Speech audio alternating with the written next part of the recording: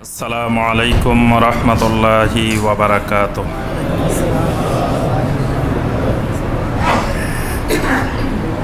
আউযু বিল্লাহি মিনাশ শাইতানির রাজীম। বিসমিল্লাহির রহমানির রহিম। ومن الناس من يشتري لهو الحديث ليضل عن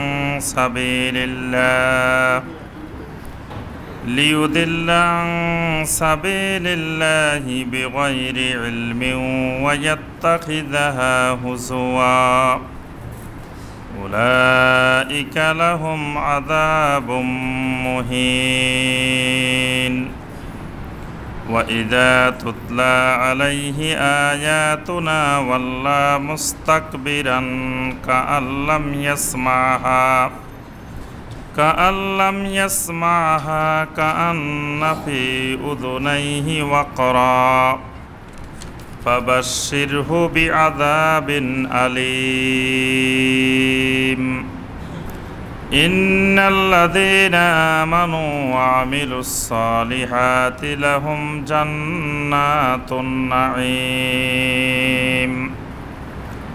خالدين فيها وعد الله حقا وهو العزيز الحكيم اللهم صل على محمد وعلى آل محمد كما صليت على إبراهيم وعلى آل إبراهيم إنك حميد مجيد اللهم بارك على محمد وعلى آل محمد كما باركت على إبراهيم وعلى آل إبراهيم إنك حميد مجيد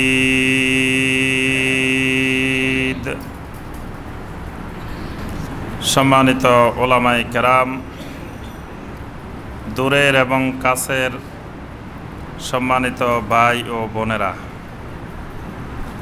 আল্লাহ রাব্বুল আলামিনের দরবারে লাখো কোটি শুকরিয়া যে আল্লাহ রাব্বুল আলামিন আমাদেরকে দীর্ঘ এক সপ্তাহ পরে শুক্রবার সলাতুল মাগরিবের পর নদ্দা সরকার বাড়ি জামে মসজিদ থেকে কোরআনে হাকিমের তাফসীর করার এবং শোনার আল্লাহ পাক তৌফিক দিয়েছেন। সেই আল্লাহ রাব্বুল আলামিনের শুকর আদায় করি, সকলে বলি আলহামদুলিল্লাহ। কোরআনে কারীমের ধারাবাহিক তাফসীরে দ্বিতীয় দফার তাফসীরে যে সূরা থেকে আমাদের তাফসীর চলছিল সেই সূরাটির নাম হলো সূরা লুকমান। সূরা লুকমানের ৬ নম্বর আয়াতে কারিমা পর্যন্ত আমরা গত তাফসীরে আলোচনা করেছি। আজকে সূরা লুকমানের ৭ নম্বর আয়াতে কারিমা থেকে আমাদের তাফসীর হবে ইনশাআল্লাহ। সূরা লুকমানের প্রথম পর্ব গত তাফসীরে আলোচনা হয়েছে। আজকে সূরা লুকমানের দ্বিতীয় পর্বের তাফসীর হবে ইনশাআল্লাহ। সূরা লুকমান এটি কি মাক্কি সূরা নাকি মাদানী সূরা? এটি মাক্কি সূরা। লুকমান যার নামে এই সূরা, তিনি কি নবী নাকি সালেহীন বান্দা?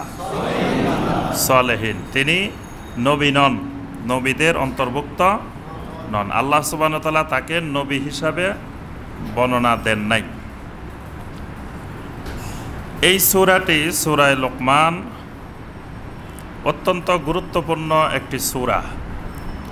এই সূরার মধ্যে এমন কিছু শরঈ বিধিবিধান আছে যেগুলো অন্যান্য সূরায় এই বিধানগুলো নাই। লোকমান যেমন হাকিম, লোকমানের সিফাত হলো লোকমান হাকিম। আল্লাহ সুবহানাহু ওয়া তাআলা হইলেন, আল্লাহর একটা নাম আছে কি? হাকিম। ওয়াল্লাহু আজিজুন হাকিম, মহান হেকমার অধিকারী আল্লাহ রাব্বুল আলামিন। কোরআনেরও একটা সিফাত হইল কি? কথা বলে না দেখি। আল্লাহ যেমন হাকিম, আল্লাহর কথাও তো হাকিম। লোকটা যেমন, লোকটার কথাও তো তেমন। লোকটা যদি দামি লোক হয়, লোকটার কথাও দামি। আর লোকটা যদি কম দামি হয়, লোকটার কথাও কম দামি। তা আল্লাহ সুবহানাহু ওয়া তাআলা যেমন, আল্লাহর কথাও তেমন। এই কোরআন তো আল্লাহর কথা, কালামুল্লাহ। কোরআনের এই সিফাত ভালো করে মনে রাখবেন। কোরআন হলো কি? কালামুল্লাহ। কোরআনে কারিমের সংজ্ঞা হলো আল কোরআন হুয়া কালামুল্লাহ আল মুনাজ্জাল আলা রাসূল সাল্লাল্লাহু আলাইহি ওয়াসাল্লাম আল মাকতুবু ফিল মাসাহিফ ওয়াল মানকুলু আনহু নাকলান মুতাওয়াতিরান বিলা শুবহাতিন ওয়াল কোরআন হুয়াল লফজু ওয়াল মানা জামিয়া। প্রসিদ্ধ উসুলে ফিকহের কিতাব নুরুল আনোয়ার। এই দেশে কোনো আলেম নুরুল আনোয়ার না পড়ে আলেম হতে পারে না। বিশেষ করে বাংলাদেশে কোনো আলেম নুরুল আনোয়ার কিতাব পড়ে নাই, এই কিতাব না পড়ে কেউ আলেম হতে পারে না। কিতাবটার নাম মনে রাখবেন, কি নাম? নুরুল আনোয়ার। এটা হলো উসুলে ফিকহের কিতাব। আপনার মাদ্রাসার যতগুলো কিতাব আছে, এটা একটা কঠিন কিতাব।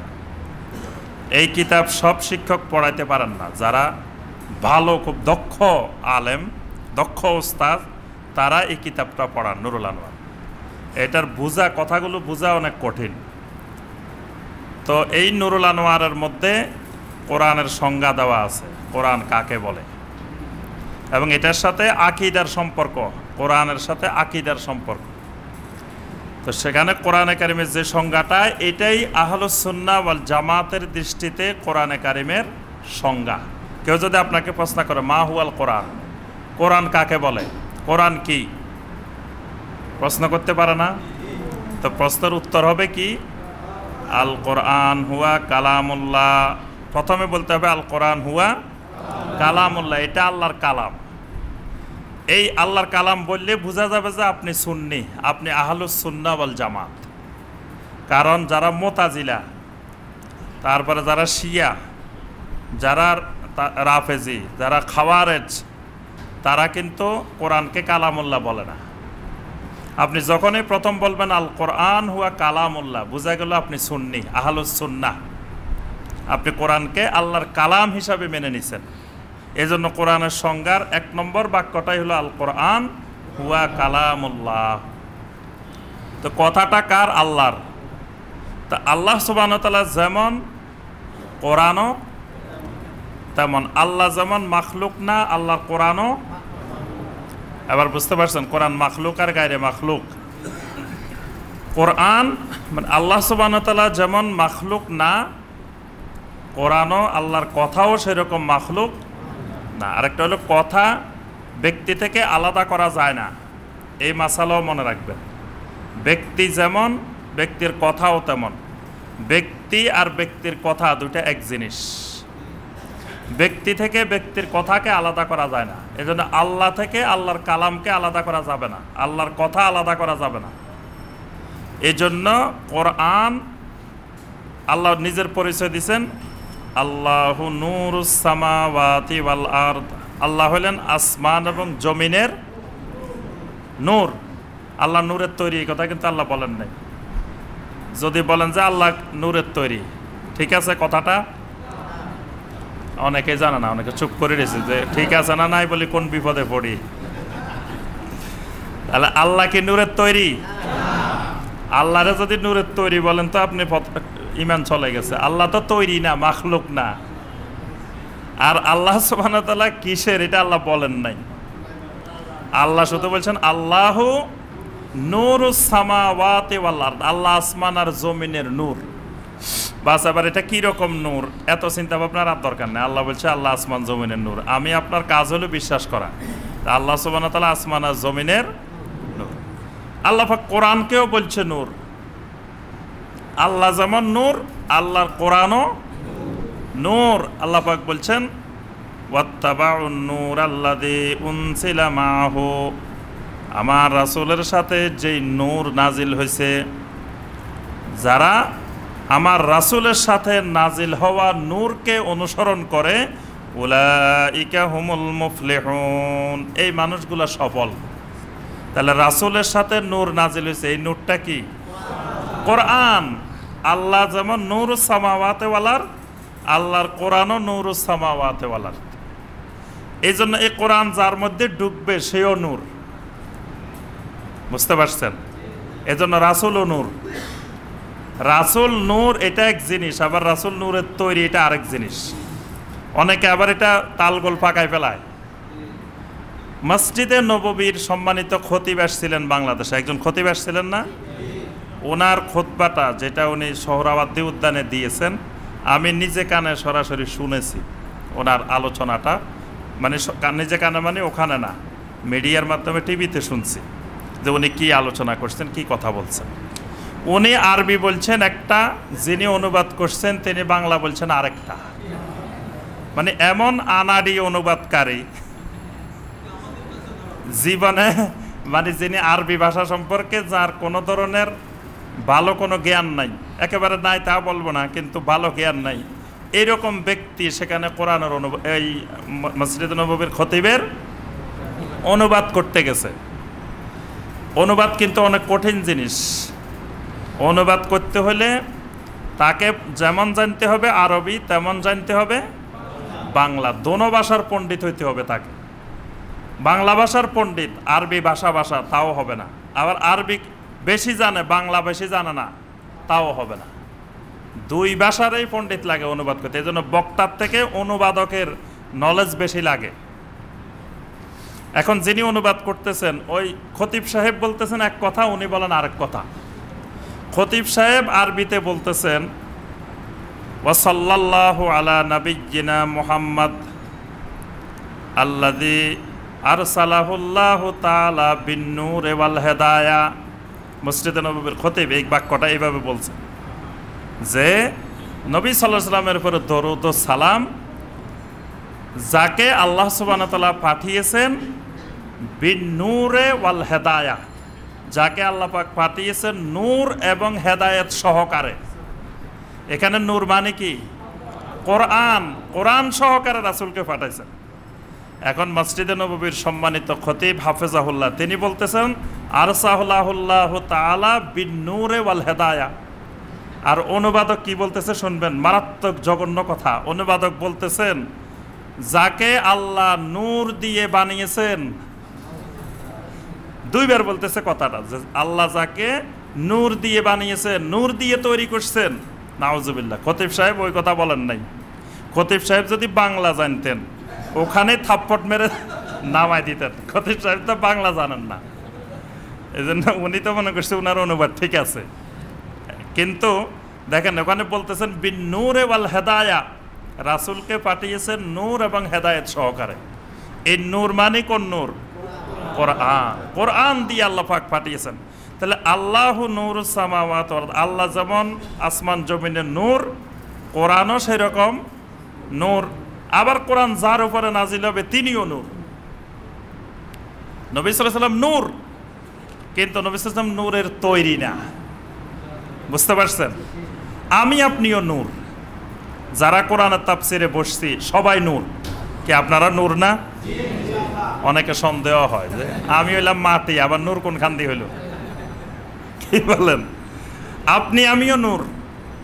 আমরা যখন মসজিদের দিকে রওনা দিই, মসজিদের দিকে বাসা থেকে যখন রওনা দিবেন, একটা দোয়া পড়ে পড়ে রওনা দিতে হয়।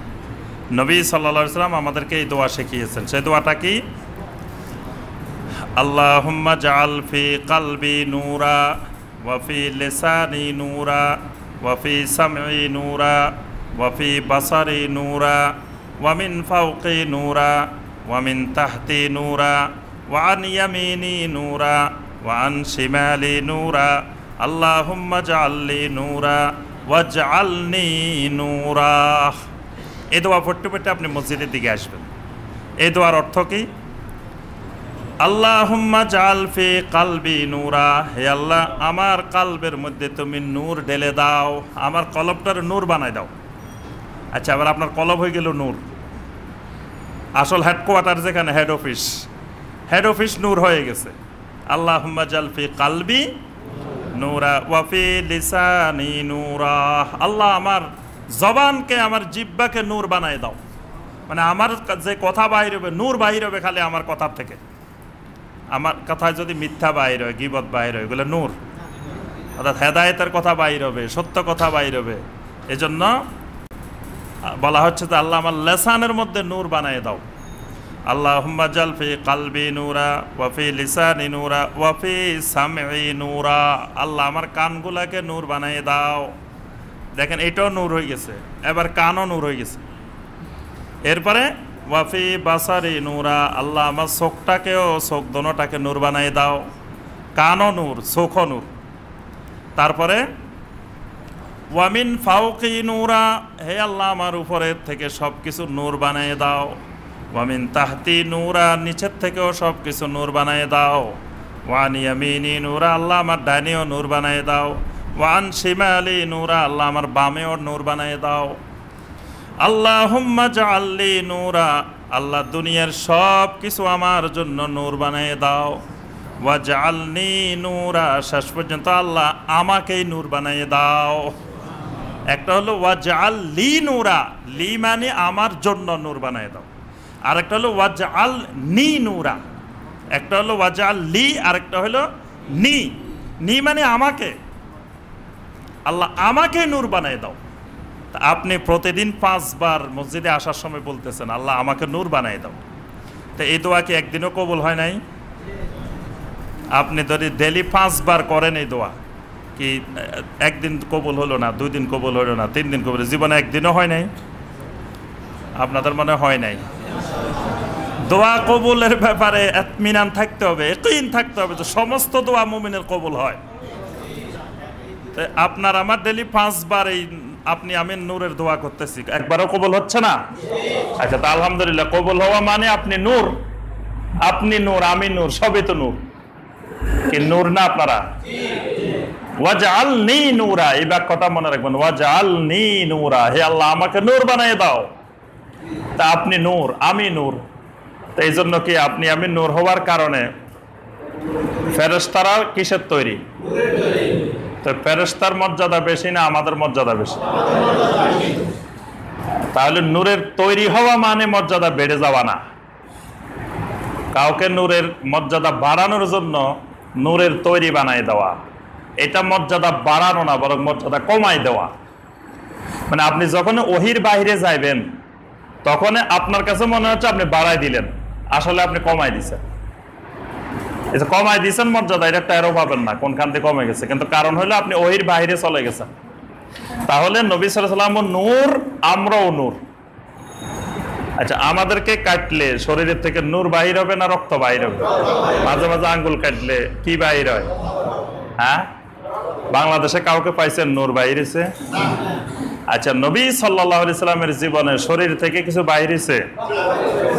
উহুদের ময়দানে নবী সাল্লাল্লাহু আলাইহি সাল্লামের মাথা ফেটে গেছে, মাথা ফাটার পরে কি বাহির হয়েছে? তো নবী সাল্লাল্লাহু আলাইহি সাল্লাম যদি নূরের তৈরি হইতেন, রক্ত কোথা থেকে আসলো?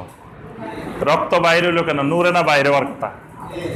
নবী সাল্লাল্লাহু আলাইহি সাল্লামের উহুদের যুদ্ধে মাথা ফেটে একজন সাহাবীও বললেন না যে আল্লাহ রাসূলের নূর বাহির হয়েছে মাথা দিয়ে, আমরা দেখছি, এই কথা একজন সাহাবীও বলেন। সমস্ত সাহাবায়ে কেরাম হাদিস বর্ণনা করছেন রাসূলের মাথা ফেটে রক্ত বাইর হয়েছে। ফাতেমা রাদিয়াল্লাহু তাআলা বলতেছেন আমার আব্বার রক্ত বন্ধ করার জন্য আমি যত কাপড় চোপড় ছিল সব শেষ করে ফেলছি, তবুও আমার আব্বার রক্ত বন্ধ হয় না। শেষে একজন সাহাবী দৌড়ায় এসে বলল, ফাতেমা, রক্ত বন্ধ করতে হইলে কাপড় দিয়ে বন্ধ হবে না, তুমি কিছু ওই যেই পাটিগুলা আছে এই পাটিগুলারে আগুনে পোড়াও, পোড়ায় ছাই দিয়ে শক্ত করে চেপে ধরো মাথার মধ্যে, তারপরে রক্ত বন্ধ হবে। ফাতেমা রাদিয়াল্লাহু তাআলা বলেন, আমি অনেক কষ্ট করে নবী সাল্লাল্লাহু আলাইহি ওয়াসাল্লামের মাথা মোবারকের রক্ত বন্ধ করেছি, নূর বন্ধ করছি এই কথা কিন্তু বলেন নাই, বলছেন রক্ত বন্ধ করছি, বাইরে সে রক্ত। তো যাই হোক, আমরা যে কথাটা বলতেছিলাম সেটা হলো আল্লাহ সুবহানাহু ওয়া তাআলা হাকিম, আল্লাহর কোরআনও ইয়াসিন ওয়াল কোরআনিল হাকিম, কোরআনও হাকিম। আবার এই লোকটার নামও হাকিম, যে লোকের নামে এই সূরা লোকমান হাকিম। তাহলে বোঝা যায় লোকটার মধ্যে হিকমতওয়ালা জ্ঞান আছে, লোকটার ভিতরে হিকমত। এমন হিকমতওয়ালা, আরবের জাহেলিয়াতের যুগে প্রত্যেক ঘরে ঘরে তার বই ছিল। বুঝতে পারছেন, জাহেলি যুগে কারো ঘরে কোনো বই না থাকলেও লোকমান হাকিমের বই ছিল, সহিফায়ে লোকমান, এটা সবার ঘরে ঘরে থাকতো। এবং প্রবাদ বাক্য হিসাবে কোনো কথা বলতে গেলে ওই লোকমানের রেফারেন্স দিত সবাই, লোকমান হাকিমের রেফারেন্স দিয়ে কথা বলতো। অর্থাৎ আরবের লোকদের কাছেও প্রসিদ্ধ ছিল যে এই লোকটা একজন বড় পণ্ডিত, বড় বিজ্ঞ মানুষ। এই জন্য দেখেন আল্লাহ পাক এই সূরাটা শুরুই করছেন আলিফ লাম মিম তিলকা আয়াতুল কিতাবিল হাকিম। আল্লাহর কিতাবের অনেকগুলো নাম আছে, হাকিমও একটা, কিন্তু আল্লাহ পাক পরিচয়টা দিয়েছেন এখানে শুরুতেই কিতাবিল হাকিম, ওই হাকিমের পরিচয়টা দিয়েছেন এখানে। আচ্ছা, এরপরে দেখেন এর ভিতরে, এই সূরার ভিতরে কতগুলা এমন এমন শরঈ বিধান আছে যেগুলো অন্য সূরায় নাই। এটাই সূরা লোকমানের বড় বৈশিষ্ট্য। 1 নম্বর বৈশিষ্ট্য, এই সূরার মধ্যে গান বাজনার আয়াত আছে, অন্য সূরায় এত প্রকাশ্য গান বাজনার আয়াত নাই। অনেক ভাই মাঝে মাঝে আমার কাছে প্রশ্ন করে যে কোরআনে কোথায় গান বাজনা নিষিদ্ধ করা হয়েছে, কোরআনের কোনো আয়াত আছে নাকি? কারণ কি, এই প্রশ্ন আসার পিছনে কিন্তু একটা কারণ আছে।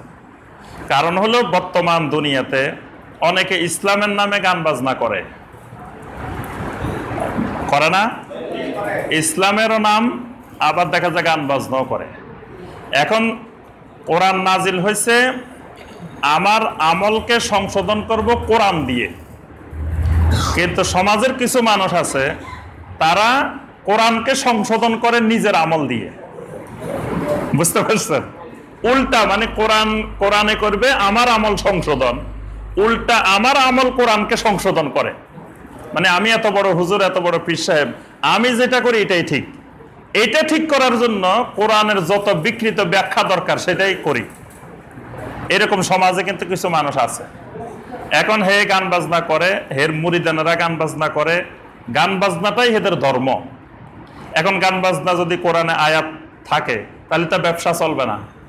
মানুষ কবে যে এই কোরআনে আল্লাহ হারাম করছে গান বাজনা, তুমি আবার ইসলামের কথা কো, আবার গান বাজনাও করো। এই জন্য এই গোষ্ঠীটা প্রচার করে যে কোরআনে কোনো গান বাজনা নিষেধের কোনো আয়াত নাই। বুঝতে পারছেন? এই জন্যই অনেক জায়গায় আমার কাছে এই প্রশ্ন আসছে যে কোরআনে কারিমে গান বাজনা নিষেধের আয়াত কোন সূরায় আছে, কত নম্বর আয়াতে আছে। কারণ এর চ্যালেঞ্জ করছে অনেকে যে কোরআনে কোনো আয়াত নাই। যে সকল ভাইয়েরা এরকম চ্যালেঞ্জ করছেন তাদের জবাবে আমরা বলতেছি যে সূরা লোকমানের 6 নম্বর আয়াত, এই আয়াতটা দয়া করে দেখবেন যে গান বাজনা হারামের স্পষ্ট আয়াত হলো সূরা লোকমানের 6 নম্বর আয়াত। এবং এই আয়াতের ভিত্তিতে সমস্ত সাহাবায়ে কেরাম ইজমা পোষণ করেছেন যে গান বাজনা হারাম হারাম। এবং আব্দুল্লাহ ইবনে মাসউদ রাদিয়াল্লাহু তাআলা তো এত রাগান্বিত হয়েছেন, তিনি তাকে জিজ্ঞাসা করা হলো মা মানা লাহওয়াল হাদিস, এখানে আয়াতে যে লাহওয়াল হাদিস বলা হয়েছে এটা কি? আব্দুল্লাহ ইবনে মাসউদ রাদিয়াল্লাহু তাআলা বললেন ওয়াল্লাহি হুয়াল গানা, ওয়াল্লাহি হুয়াল গানা, ওয়াল্লাহি হুয়াল গানা, আল্লাহর কসম এটা গান বাজনা, আল্লাহর কসম এটা গান বাজনা, আল্লাহর কসম এটা গান বাজনা, 3 বার বলছেন। মানে এই ব্যাপারে কোনো সন্দেহ নাই। তাহলে আহলুস সুন্নাহ ওয়াল জামাতের নীতিমালা হলো কোরআনের কোন শব্দ বুঝতে হলে কার মতো বুঝতে হবে? সাহাবীদের মতো বুঝতে হবে, সালফে সালেহিনের মতো বুঝতে হবে। এই সালফে সালেহিন মানে সাহাবারা, সাহাবাদের বুঝের সাথে আমার বুঝটা মিলাইতে হবে, মিলে কিনা। যদি মিলে বুঝবেন যে আমি হেদায়েতের উপরে আছি, আর যদি না মিলে মনে করবেন যে আমি গোমরাহির মধ্যে আছি। এটাই আহলুস সুন্নাহ ওয়াল জামাতের মূল বৈশিষ্ট্য। এই জন্য সাহাবায়ে কেরাম, ইবনে আব্বাস রাদিয়াল্লাহু তাআলা আনহু তিনি বলতেছেন লাহওয়াল হাদিস মানে আল গানা ওয়াল মাজামির, মানে গান বাজনা। অর্থাৎ সাহাবায়ে কেরাম, তাবেঈনে কেরাম, তাবেঈনে কেরাম, মুফাসসিরিনে কেরাম সবার মত হলো এই আয়াতে কারিমায় আল্লাহ পাক যে লাহওয়াল হাদিস বলছেন, এই লাহওয়াল হাদিসটা হলো গান বাজনা। সুতরাং আজকের যুগে কেউ যদি নতুন ব্যাখ্যা দেয় সেটা গ্রহণযোগ্য হবে না এবং সেটা গোমরাহির কারণ। আচ্ছা, আল্লাহ পাক এই আয়াতে কারিমে বলছেন, কার প্রসঙ্গে আয়াতটা নাজিল হয়েছে? জি, ওই লোকটার নাম বলেন। নজর বিন সাইদ না, নজর বিন হারেস। নজর বিন হারেস। এই নজর বিন হারেসে যে লাহওয়াল হাদিস কিনছে, কি কিনছে লাহওয়াল হাদিসটা? সে সামদেশ থেকে কি কি আনছে? দুইটা জিনিস আনছে। একটা হলো গায়িকা আনছে, আর একটা হলো পুঁথির বই আনছে। পুঁথির বই, বিভিন্ন রুস্তমের বই, ইস্পেন্দিয়ারের বই, বিভিন্ন ওই যুগের প্রসিদ্ধ পুঁথির বই আনছে। আচ্ছা, এখন কথা হলো গান গাওয়ার জন্য যে শিল্পীগুলো আনছে এগুলো কোন লেভেলের? হ্যাঁ, ওই তাফসিরের মধ্যে এই কথাটা আসছে যে নবী সাল্লাল্লাহু আলাইহি সাল্লামের যুগে এবং জাহেলি যুগে গান বাজনা সম্ভ্রান্ত কোনো বংশের মহিলারা গাইতো না। একেবারে নিম্ন বংশের দাসী যারা, ওই দাসীরা গান গাইতো ওই যুগে।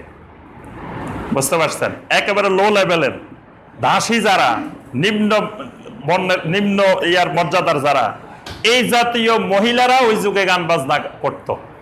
কোন সম্ভ্রান্ত বংশের, কোরাইশ বংশে কোনো গান গাওয়ার মহিলা ছিল না। একটা মহিলা ছিল না কোরাইশ বংশে গান গাওয়ার। তারা মনে করত এটা কোনো সম্ভ্রান্ত বংশের কাজ না, এটা হলো একেবারে নিম্ন লেভেলের কাজ। এই জন্য কোনো নারী ওই জাহেলি সমাজে গান গাইতো না, গান বাজনা করতো না। এই জন্য গান বাজনার জন্য ওই নিম্ন লেভেলের লোকগুলাকে, মহিলাগুলাকে, গায়িকাগুলাকে নিয়ে আসা হইতো। এই জন্য সামদেশ থেকে একেবারে দাসী পর্যায়ের কিছু গায়িকা নজর বিন হারেস নিয়ে আসছে। আচ্ছা, এখন সেই দুটা জিনিস কি জন্য আনছে? কোরআনে কারীমের মোকাবেলায়, কোরআনের আওয়াজকে স্তব্ধ করার জন্য, কোরআনের আওয়াজ শোনা বন্ধ করার জন্য এটা আনছে। তাহলে বোঝা যায় কোরআনের মোকাবেলায় গান বাজনা। একই কানে গান বাজনা, একই কানে কোরআন দুটা ঢুকবে না। যেই কানে গান বাজনা ঢুকবে সেই কানে কোরআন ঢুকবে না, যেই কানে কোরআন ঢুকবে সেই কানে কোরআন বাজনা, গান বাজনা ঢুকবে না। অর্থাৎ দুইটা একটা আরেকটার মুখালেফ, একটা আরেকটার বিপরীত জিনিস, দুইটা একসঙ্গে চলে না। এই জন্য নবী সাল্লাল্লাহু আলাইহি ওয়াসাল্লাম একদিন এক লোককে গান গাইতে দেখতেছিলেন। সামিআন নবিয়্যু সাল্লাল্লাহু আলাইহি ওয়াসাল্লাম ইয়াতাগান্না মিনাল লাইল। রাত্রিবেলা দূরে কোনো এক জায়গায় এক লোকে গান গাইতেছে, নবী সাল্লাল্লাহু আলাইহি ওয়াসাল্লাম শুনতে পাইলেন। শোনার পরে নবী সাল্লাল্লাহু আলাইহি ওয়াসাল্লাম বলে উঠলেন, লা সলাতা লাহু, লা সলাতা লাহু, লা সলাতা লাহু। এই লোকের কোনো নামাজ আল্লাহ কবুল করবে না, এই লোকের কোনো নামাজ আল্লাহ কবুল করবে না, এই লোকের কোনো নামাজ আল্লাহ পাক কবুল করবে না। এখানে সলাত বলছেন, মুহাদ্দিসিন একরাম বলছেন এখানে সলাত মানে খালি নামাজ না, তার কোনো ইবাদতে আল্লাহ কবুল করবে না। লা সলাতা লাহু মানে খালি নামাজ না, নামাজ কবুল হওয়া না হওয়া মানে কোনোটাই কবুল হবে না। নামাজ হলো সব ইবাদতের মূল, যেটা মূল, সকল ইবাদতের লিডার। তো যেটা সলাত সেটাই কবুল না হওয়া মানে তার কোনো ইবাদতে কবুল হবে না। তাহলে বোঝা যায় গান বাজনা যেই কানে ঢুকে, যারা গান বাজনা শুনে, তাদের কোনো ইবাদত আল্লাহ পাক কবুল করেন না। তাহলে যিনি নামাজি তিনি গান বাজনা শুনতে পারে? আপনারা শুনেন? যারা শুনে তারা চুপ করে রয়েছে। যারা শুনেন আজকে তাওবা করতে হবে, খালেস ভাবে তাওবা নসুহা। কারণ এই গান বাজনা শুনলে আপনার কোনো আমল আল্লাহ কবুল করবেন না। এরপরে আরো আসেন, ইবলিস যখন আল্লাহ পাক বিতাড়িত করে দিলেন, বিতাড়িত করে দেওয়ার পরে ইবলিস আল্লাহ সুবহানাহু ওয়া তাআলার কাছে কিছু জিনিস চাইলেন যে আল্লাহ, আমি যেন এই কিয়ামত পর্যন্ত হায়াত পাই, সব মানুষগুলারে আমি যেন দেখে নিতে পারি। আচ্ছা, অনেক কিছু আল্লাহর কাছে চাইছেন, আল্লাহ পাক কবুল করছেন। আল্লাহ বলছে যা তোরে সব দিলাম। দেওয়ার পরে আবার কয়, শুনো আল্লাহ, যা যা দিছ আর কোনো বান্দা জান্নাতে যাওয়ার ক্ষমতা নাই। দুনিয়ার কোনো মানুষ জান্নাতে আসবো এইটা কারো সাধ্য নাই, আমি দেখে ছাড়বো, এক লোকও জান্নাতে আসতে পারবে না। তা আল্লাহ পাক তখন ইবলিসের একটা ধমক মারছেন। ধমকটা হলো ওয়াস্তাফজিজ মানিস্তাতা, ওয়াস্তাফজিজ মানিস্তাতা বিসাউতিকা। যা, তোর আওয়াজ দিয়ে যারে পারুস তারে গোমরা করিস, জান্নাত থেকে দূরে সরাইস। এটা হলো ধমকের সুরে কথা। ওয়াস্তাফজিজ মানিস্তাতা বিসাউতিকা, ইবলিসের বলছে তোর আওয়াজ। তোর আওয়াজটা কি? ইবলিসের আওয়াজটা কি? এটা কোরআনের আয়াত। তাহলে কোরআনের আয়াতের ব্যাখ্যা বুঝতে হলে ওই সাহাবীদের কাছে যাইতে হইব। সাহাবীরা এখানে ইবলিসের আওয়াজ বলে কি বুঝাইছে। আব্দুল্লাহ ইবনে আব্বাস রাদিয়াল্লাহু তাআলা আনহুমা বলতেছেন, বিসাউতিকা অর্থ হলো সাউতুল গানা ওয়াল মাজামির, মানে ইবলিসের আওয়াজ মানে গান বাজনার আওয়াজ। আল্লাহ বলছে, যা এই গান বাজনার আওয়াজ দি তুই যাদেরকে পারস জাহান্নামের দিকে নিয়ে যা। তাহলে গান বাজনাটা জাহান্নামে যাওয়ার তরিকা। এই জন্য দেখেন দুনিয়ার যত মুশরিক আছে তাদের কাছে তাদের ধর্মই হলো গান। আমাদের পার্শ্ববর্তী যত মুশরিক আছে এই মুশরিকদের গান বাজনাটাই ইবাদত। গান বাজনা কিন্তু একটা বড় ইবাদত মুশরিকদের। মুশরিকদের যত পূজা পার্বণ যত অনুষ্ঠান আছে গান বাজনা ছাড়া কিছু হয় না। হয়? আশেপাশে লক্ষ্য করে দেখবেন মুশরিকদের যত অনুষ্ঠান আছে গান বাজনা হয় না। এবং পৃথিবীতে গান বাজনার শীর্ষে কারা? নাম বলার দরকার নাই, মুশরিকেরা। পৃথিবীতে শীর্ষে গান বাজনায় মুশরিকেরা। কারণ কি মুশরিকেরা শীর্ষে কেন? তাদের ধর্মই হলো গান, তাদের ইবাদতে হলো গান। আমাদের ইবাদত হলো সালাত। যদি পৃথিবীতে সালাতের প্রতিযোগিতা আমরাই ফার্স্ট। কি বলেন, ফার্স্ট না? আমরা আমাদের ইবাদত, ঠিক আমাদের ইবাদত যেমন সালাত, তাদের ইবাদত গান বাজনা। তো তারাই তো গান বাজনায় পৃথিবীতে ফার্স্ট হবে, আমরা ফার্স্ট হব নাকি? কি বলেন? এবং ওই গান বাজনা মুশরিকদের মধ্যে যেমন নিম্ন লেভেলের লোকেরা শুনতো, তাহলে উচ্চ লেভেলের লোকেরা কেউ সম্মানের খাতিরেও গান গাইতো না। আমরা মুসলিম যারা পৃথিবীতে, তারা ইমানের তাগিদে গান গাইও না, গান শুনিও না। যদি গান গাইতাম আর শুনতাম তো পৃথিবীতে বাংলাদেশে ফার্স্ট হতো গান বাজনা। তাহলে মুসলমান গান বাজনা ফার্স্ট হইতে, গান বাজনার প্রতিযোগিতায় অংশগ্রহণ করতে পারে কিনা? মুসলমান গান বাজনার প্রতিযোগিতায় অংশগ্রহণ করতে পারে না, কারণ এটা বিধর্মীদের মুশরিকদের কাজ, এটা কোনো মুসলমানের কাজ নয়। এই জন্য আমাদের সালফে সালেহিনেরা যখন দ্বীনের তালিম দিতেন, হালাকা করতেন, মানুষদেরকে ওসিয়ত করতেন, উপদেশ দিতেন, গান বাজনার সুরে ওয়াজ করতেন না। এর সাথে গুরুত্বপূর্ণ একটা জিনিস বলে দিই আপনাদেরকে, যেটা আমাদের ওস্তাজ ডক্টর খন্দকার আব্দুল্লাহ জাহাঙ্গীর রহমতুল্লাহ আলাই তিনি আমাদেরকে বলতেন। তিনি বলতেন যে, শোনো, আমি ছোটবেলায় শিল্পী ছিলাম, গান গাইতাম মাদ্রাসায়, আমি ইসলামী গানের, ইসলামী সঙ্গীতের শিল্পী ছিলাম, তাহলে এখনো আমি গান গাইতে পারি। ওস্তাদ বলতেন যে এখনো আমি গান গাইতে পারি না এমন না, এবং আমি গান গাইলে তোমরা খুশিও হইবে। উনি গান গায়ে শুনাইছেন একটু ইসলামী সঙ্গীত গেয়ে, কণ্ঠ অনেক সুন্দর কিন্তু ইসলামী সঙ্গীতের ক্ষেত্রে। কিন্তু উনি যত বয়ান করতেন, ওয়াজ করতেন, কোনোদিন সুদ দিয়ে টান দিতেন না। তখন উনি বলতেন যে আমি কি টানে টানে গান গায়ে গায়ে ওয়াজ করতে পারি না? কিন্তু করি না কেন? আমাকে বাধ্য করছে যে সালফে সালেহিনদের কেউ এই পদ্ধতি অনুসরণ করেন নাই। এই জন্য সালফে সালেহিনের পথে চলার জন্য গান দিয়ে সুর দিয়ে ওয়াজ করি না। কথা বুঝতে পারছেন? পূর্বেকার যুগের সাহাবাই কেরাম যত ওয়াজ করতেন, আমাদের মতো গান গায়ে গায়ে ওয়াজ করতেন? নাচি নাচি ওয়াজ করতেন? তাবেইন কেরাম, তাবেইন কেরাম, আইম্মায়ে কেরাম, যুগে যুগে যত উলামায়ে কেরাম ছিলেন, কেউ এই গান বাজনা দিয়ে, সুর দিয়ে, গান বাজনা সুরে ওয়াজ করেন নাই। এটাকে তারা অপছন্দ করতেন সালফে সালেহিন, কারণ এটার মধ্যে একটা কৃত্রিমতা আছে। এটার মধ্যে আছে কৃত্রিমতা, মানে আপনি যখন দ্বীনের কথা বলতেছেন কিন্তু দ্বীনের কথাটা গান বাজনা সুরে বলতেছেন, তার অর্থ হলো আপনি কৃত্রিমতা তৈরি করছেন। আর কৃত্রিমতা যেখানে তৈরি হবে সেখানে ইখলাস বিনষ্ট হয়ে যাবে। আজকে ওয়াজ করে এত ওয়াজ মাহফিল হয়, মানুষ হেদায়েত হয় না কেন? ওয়াজ মাহফিলের ইখলাস নাই, কৃত্রিমতা তৈরি হয়েছে। কৃত্রিমতা যখন আপনি সালফে সালেহিনের পথ থেকে সরে যাবেন, তখনই আপনার ইখলাস নষ্ট হয়ে যাবে, এবং কৃত্রিমতার কারণে আপনার ওই সালফে সালেহিনদের মানহাজ থেকে আপনি সরে যাবেন। আর যখনই আপনার ইখলাস নষ্ট হবে, তখন আপনি বলবেন যে ওয়াজ মাহফিলে যাবো, 50,000 টাকা দিতে হবে, 40,000 টাকা আগে অ্যাকাউন্টে জমা দিয়ে দাও, আর 10,000 টাকা মাহফিলের দিন দিবা। মাহফিলে যাওয়ার আগে 40,000 টাকা জমা হয়েছে কিনা এটা নিশ্চিত হয়ে তারপরে রওনা দিবেন। এটার কারণ হলো এখলাস শেষ। আর এখলাস শেষ হয়েছে কেন? শেষ হওয়ার মূল কারণ ওই যে কৃত্রিমতা, গান বাজনার সুর। গান বাজনার সুর যখন দিবেন তখন জাহেল লোকেরা বেশি পছন্দ করে, সমাজের লো লেভেলের লোকেরা গান বাজনা বেশি পছন্দ করে, বললাম না আগে। এবং কিয়ামত পর্যন্ত সমাজের মূর্খ লোকেরা, জাহেল লোকেরা গান বাজনার সুর পছন্দ করবে। দেখবেন যে এই জন্য শিক্ষিত মানুষ যারা, তারা ওয়াজ মাহফিলে সুর দেখে না, তারা দেখে যে কথাটা কি বলতেছেন ওইটা দেখে।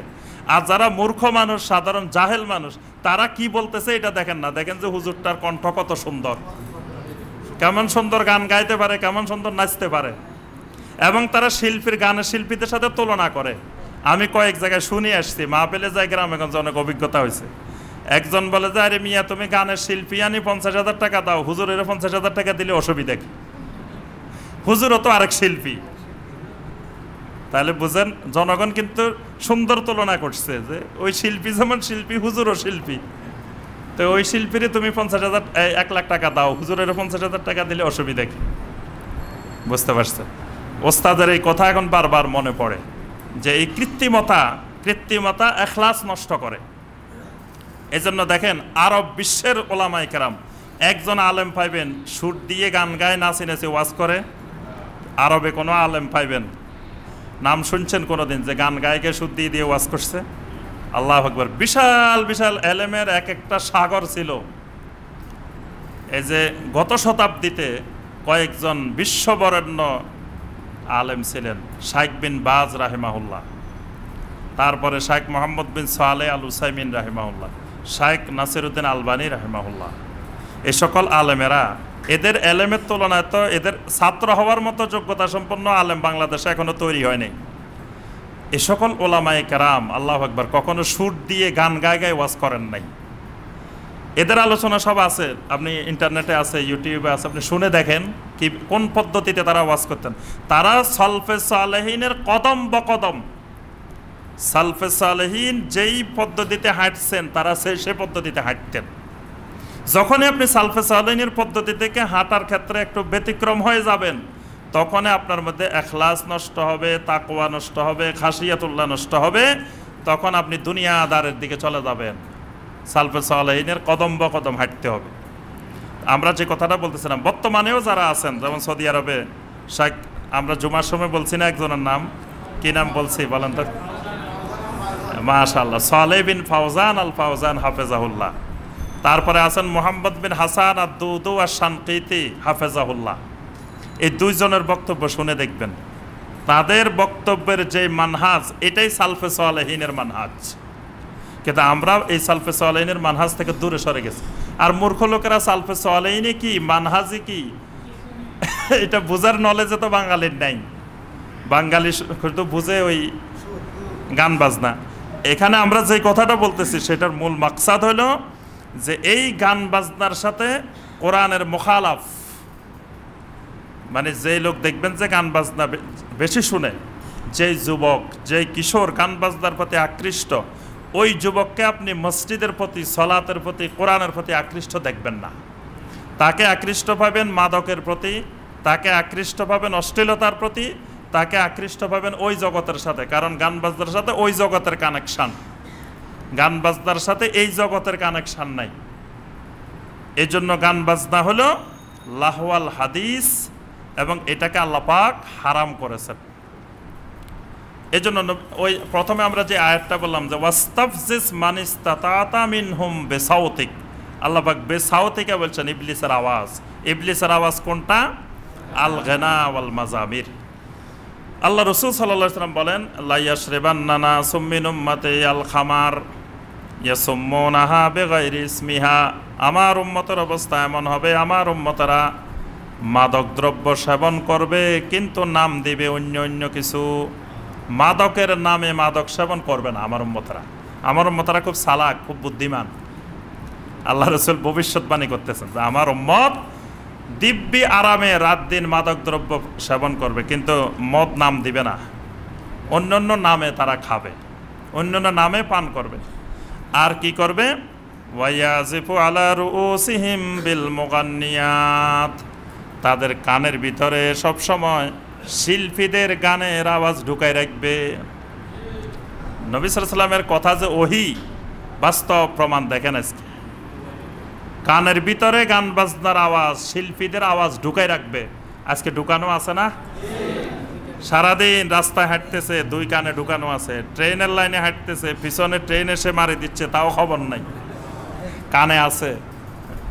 তারপরে আপনার রাস্তা দিয়ে হাঁটতেছে, পিছন থেকে গাড়ি হর্ন দিতেছে, খবর নাই, কানের মধ্যে আছে। তারপরে বিছানায় শুয়ে আছে, সেখানেও আছে, পড়ার টেবিলও আছে। এই জন্য রেজাল্টের এই অবস্থা, কানের মধ্যে দুইটা আছেই, ঘুমানোর সময়ও আছে। নবী সাল্লাল্লাহু আলাইহি ওয়াসাল্লাম বলছেন যে আমার উম্মত কিয়ামতের আগে ওয়ায়াজিফু আলা রুউসিহিম বিল মুগান্নিয়াত বিল মাআজিফ ওয়াল মুগান্নিয়াত, গান বাজনার আওয়াজ কানের ভিতরে ঢুকাই রাখবে। নবী সাল্লাল্লাহু আলাইহি ওয়াসাল্লাম বলেন এই অবস্থা যখন হবে তখন আল্লাহ পাকের আযাব ও গজব একের পর এক তোমাদের উপরে নাজিল হতে থাকবে। গজবের অপেক্ষা করিও, বুঝবা যে তোমাদের অবস্থা খুব শেষ, মানে সিরিয়াস অবস্থা পৌঁছে গেছে, এখন তোমরা গজবের হকদার হয়ে গেছো। তখন তোমাদের উপর একের পর এক গজব আল্লাহর পক্ষ থেকে নেমে আসতে থাকবে। আব্দুল্লাহ ইবনে ওমর রাদিয়াল্লাহু তাআলা আনহুমা একদিন এক রাস্তা দিয়ে হেঁটে যাচ্ছিলেন, দূরের থেকে গান বাজনার আওয়াজ পেলেন। আওয়াজ পাওয়ার সাথে সাথে ফাজাআলা ইসবাইহি ফি উযুনাই, দুই কানের ভিতরে দুই আঙ্গুল ঢুকাই দিলেন। ঢুকাই দিয়ে নাফে রাহিমাহুল্লাহ তার ছাত্র তাবেঈ, তাকে বললেন নাফে এই রাস্তা পরিবর্তন করে আরেক রাস্তা দিয়ে চলো, কারণ এই রাস্তায় গান বাজনার আওয়াজ শোনা যাচ্ছে। ওই রাস্তা পরিবর্তন করে আব্দুল্লাহ ইবনে ওমর রাদিয়াল্লাহু তাআলা আনহু আরেক রাস্তার দিকে রওনা দিলেন। কিছু দূর গিয়ে কানের ভিতরে আঙ্গুল ঢুকানোই আছে। জিজ্ঞাসা করলেন ইয়া নাফে আতাসমা, হে নাফে তুমি কি শুনতে পাচ্ছ নাকি, ওই আওয়াজটা শুনতে পাচ্ছ নাকি? নাফে কি কানে দেয় নাই নাকি? আব্দুল্লাহ বিন ওমর দিছে আর নাফে খুলে রেখেছে, নাফেও দিছে। এখন আব্দুল্লাহ বিন ওমর প্রথমে খুলতেছেন না, আঙ্গুল আগে নাফেরে বলতেছে নাফে খুলি একটু দেখো আওয়াজ এখনো শোনা যায় নাকি। নাফে রাহিমাহুল্লাহ খুলে দেখলেন যে এখন আর শোনা যায় না, বললেন যে এখন আর শোনা যায় না। তখন আব্দুল্লাহ বিন ওমর খুললেন। খোলার পরে সবাই জিজ্ঞাসা করলেন আব্দুল্লাহ বিন ওমর আপনি এই কাজ করলেন কেন?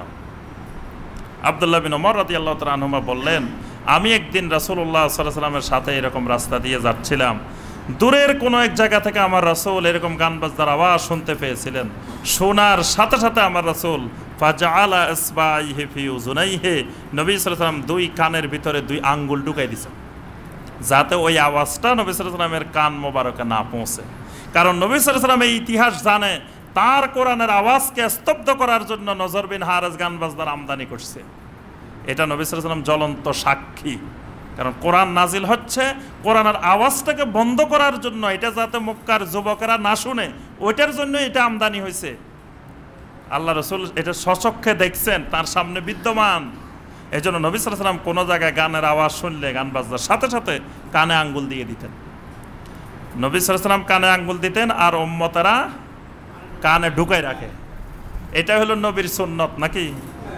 আবার এই নবীর সুপারিশের জন্য গানও গায়, মদিনার সোনার মদিনার গানও গায়, সোনার মদিনার গান গায় আর সুপারিশও চায়। অথচ নবী সাল্লাল্লাহু আলাইহি ওয়াসাল্লাম গান বাজনা শুনলে আঙ্গুল ঢুকাইতেন, আর আমরা তার ঢুকাই, কানের মধ্যে তার ঢুকাই রাখে দুইটা, সরাসরি যাতে ভালো করে শুনে।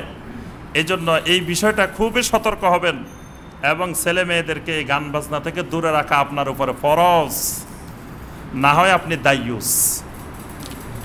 আর দায়ুস যদি প্রথম কাতারেও নামাজ পড়েন, দায়ুস যদি ইমামতিও করেন, তাও দায়ুস। নবী সাল্লাল্লাহু আলাইহি ওয়াসাল্লাম বলেছেন লা ইয়াদখুলুল জান্নাতা দায়ুস, দায়ুস জান্নাতে যাবে না। দায়ুস যদি আপনার মসজিদের ইমাম সাহেবও হয়, খতিব সাহেব হয়, খতিব সাহেবও জান্নাতে যাবে না। যত বড় আল্লাহর ওলি হোক আর বুজুর্গ হোক, তিনি যদি দায়ুস হন, দায়ুস জান্নাতে যাবে না। তা আপনি ছেলে মেয়েরে গান বাজনার জন্য উন্নত মানের মোবাইল কিনে দিলেন, আপনি জাহান্নাম কিনে নিলেন, জাহান্নামে যাওয়ার রাস্তাটা সুগম করে নিলেন, এবং দুনিয়াও বরবাদ করবেন, ওই সন্তানের আখেরাতও বরবাদ করবেন। এবং এটা শুধু আখেরাত বরবাদ হওয়ার রাস্তা না, দুনিয়া বরবাদ হওয়ারও রাস্তা। বর্তমানে আমাদের ছেলেমেয়েরা লেখাপড়া বিভিন্ন ক্ষেত্রে যে আপনার ধ্বংস হয়ে যাচ্ছে, এই ধ্বংসের পিছনে বড় একটি কারণ এই গান বাজনা। আল্লাহ পাক এর জন্য বলছেন বেগাইরে ইলমিন, এই আয়াতের মধ্যে আছে বেগাইরে ইলমিন, মানে এলেমবিহীন। মুফাসসিরিন একরাম বলেন এলেমবিহীনের দুই ব্যাখ্যা। একটা হলো যখন ওই লোক গান বাজনার সামগ্রী কিনতেছে এটার সুফল কুফল সম্পর্কে তার জ্ঞান নাই, সেই জানে না যে আমি যে এই কম্পিউটার, এই ল্যাপটপ, এই মোবাইল কিনে দিচ্ছি ছেলেমেয়ের হাতে, এইটা তাকে ছেলেমেয়েরে কোন পর্যায়ে নিয়ে যাবে, দুনিয়াও বরবাদ করবে আখিরাতও বরবাদ করবে, এই নলেজ তার মধ্যে নাই। এটাকে আল্লাহ বলছেন বেগাইরে ইলমিন। আরেকটা হলো লিউদিল্লাহ আন সাবিলিল্লাহ, এটা যে আল্লাহ রাস্তা থেকে তাকে গোমরাহ করে দিবে এই ইলম তার কাছে নাই। ওয়ায়াত্তাখিযাহা হুজুয়া, আল্লাহ পাক বলছেন এই গান বাজনা লাহওয়াল হাদিস যারা কিনবে তাদের কাছে আল্লাহর দিনের দাওয়াত, কোরআনের আওয়াজ ঠাট্টা বিদ্রুপের মতো উপহাসের জিনিস মনে হবে। বুঝতে পারছেন? এটা একটার সাথে একটা সম্পর্ক আছে। লাহওয়াল হাদিস যারা গান বাজনা শুনতে অভ্যস্ত তাদের কাছে কোরআনের আওয়াজটা, কোরআনের দাওয়াতটা হুজুয়া, উপহাসের জিনিস মনে হবে, ঠাট্টা বিদ্রুপের জিনিস মনে হবে। আল্লাহ পাক বলছেন উলাইকা লাহুম আযাবুম মুহিন, এদের জন্য আছে কি? আযাবে মুহিন, লাঞ্ছনাকর আযাব। একবার নবী সাল্লাল্লাহু আলাইহি ওয়াসাল্লামের কাছে একটা প্রস্তাব আসছিল যে নবী সাল্লাল্লাহু আলাইহি ওয়াসাল্লাম তো গান বাজনা শুনেন না। এখন মুশরিকেরা চিন্তা করলো গান বাজনা তো শুনে নাই, গান বাজনার মজাও বুঝে নাই, গান বাজনা যদি একবার শুনতো তাহলে কিন্তু মজাটা বুঝত। তা একদিন শোনানো দরকার। এজন্য শয়তানের কিছু মাসালা আছে, শয়তানের একটা মাসালা আছে, কই জীবনে একবার শোনার অসুবিধা নেই। এই মাসালা শুনছেন?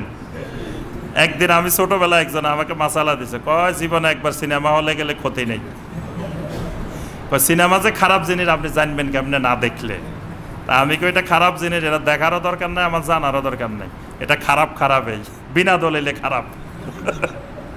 তাহলে ওই শয়তানি মাসআলা যে জীবনে একবার দেখা যায়, কয় সারা জীবন যায় করে, কয় জীবন বিয়ের দিন এটা জায়েজ, মানে জীবনে একবার জায়েজ, এরকম এটা শয়তানি মাসালা যে জীবনে একবার জায়েজ বানায় নেওয়া। তো নবী সাল্লাল্লাহু আলাইহি ওয়াসাল্লামের কাছে এসে মুশরিকেরা প্রস্তাব দিল, ঠিক আছে আপনাকে এই প্রস্তাবটা দিচ্ছি, আপনি একদিন আমাদের গানের অনুষ্ঠানে আসেন, গানের অনুষ্ঠানে আপনি একটু সভাপতিত্ব করেন। কারণ নবী সাল্লাল্লাহু আলাইহি ওয়াসাল্লামকে নিয়ে যাবে, সেখানে সভাপতিত্ব না দিলে তো মর্যাদা হানি হয় না, বড় পোস্ট। এই জন্য দেখবেন সমাজে এরকম লোক আছে, ওয়াজ মাহফিলেরও সভাপতি, গান বাজনার অনুষ্ঠানেও সভাপতি, দুই জায়গার সভাপতি। সভাপতি ফি মাজলিসাইনে, সৌদি আরবের বাদশাহ যিনি, ওনার উপাধি কি?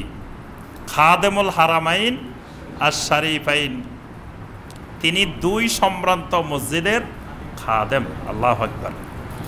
অথচ উনি খাদেম না, উনি হইল মসজিদের মোতাওয়াল্লি, মসজিদের পৃষ্ঠপোষক, মানে উনার হাতে সব ক্ষমতা, কিন্তু নাম দিছে কি? খাদেমুল হারামাইন আর শরীফাইন, দুই মসজিদের খাদেম।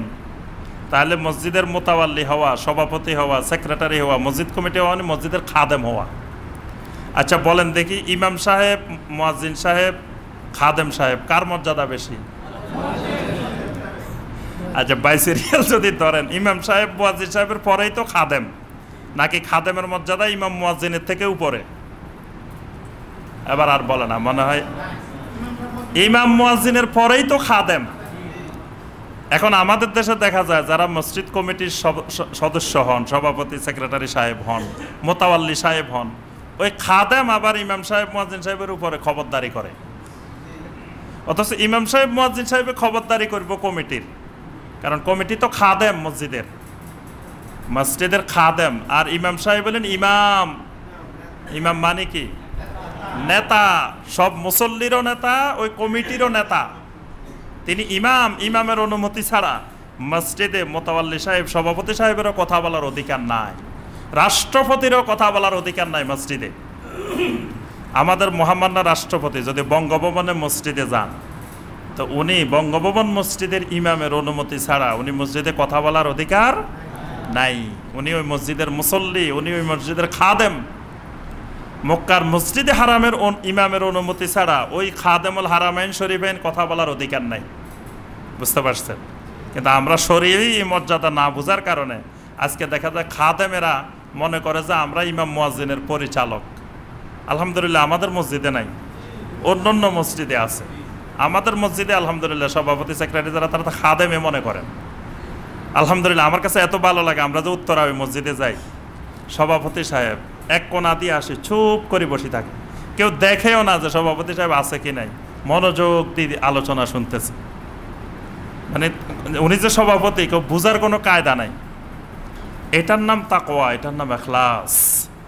আবার অনেক মসজিদে দেখবেন সভাপতি সাহেব মোতাওয়াল্লি সাহেব আসে সবাই শেষে, আসি মুসল্লিদেরকে জুতা লই, মুসল্লিদেরকে পা লাগাই, ঠেলি ঠেলি টপকায় টপকায় সামনে চলে আসে।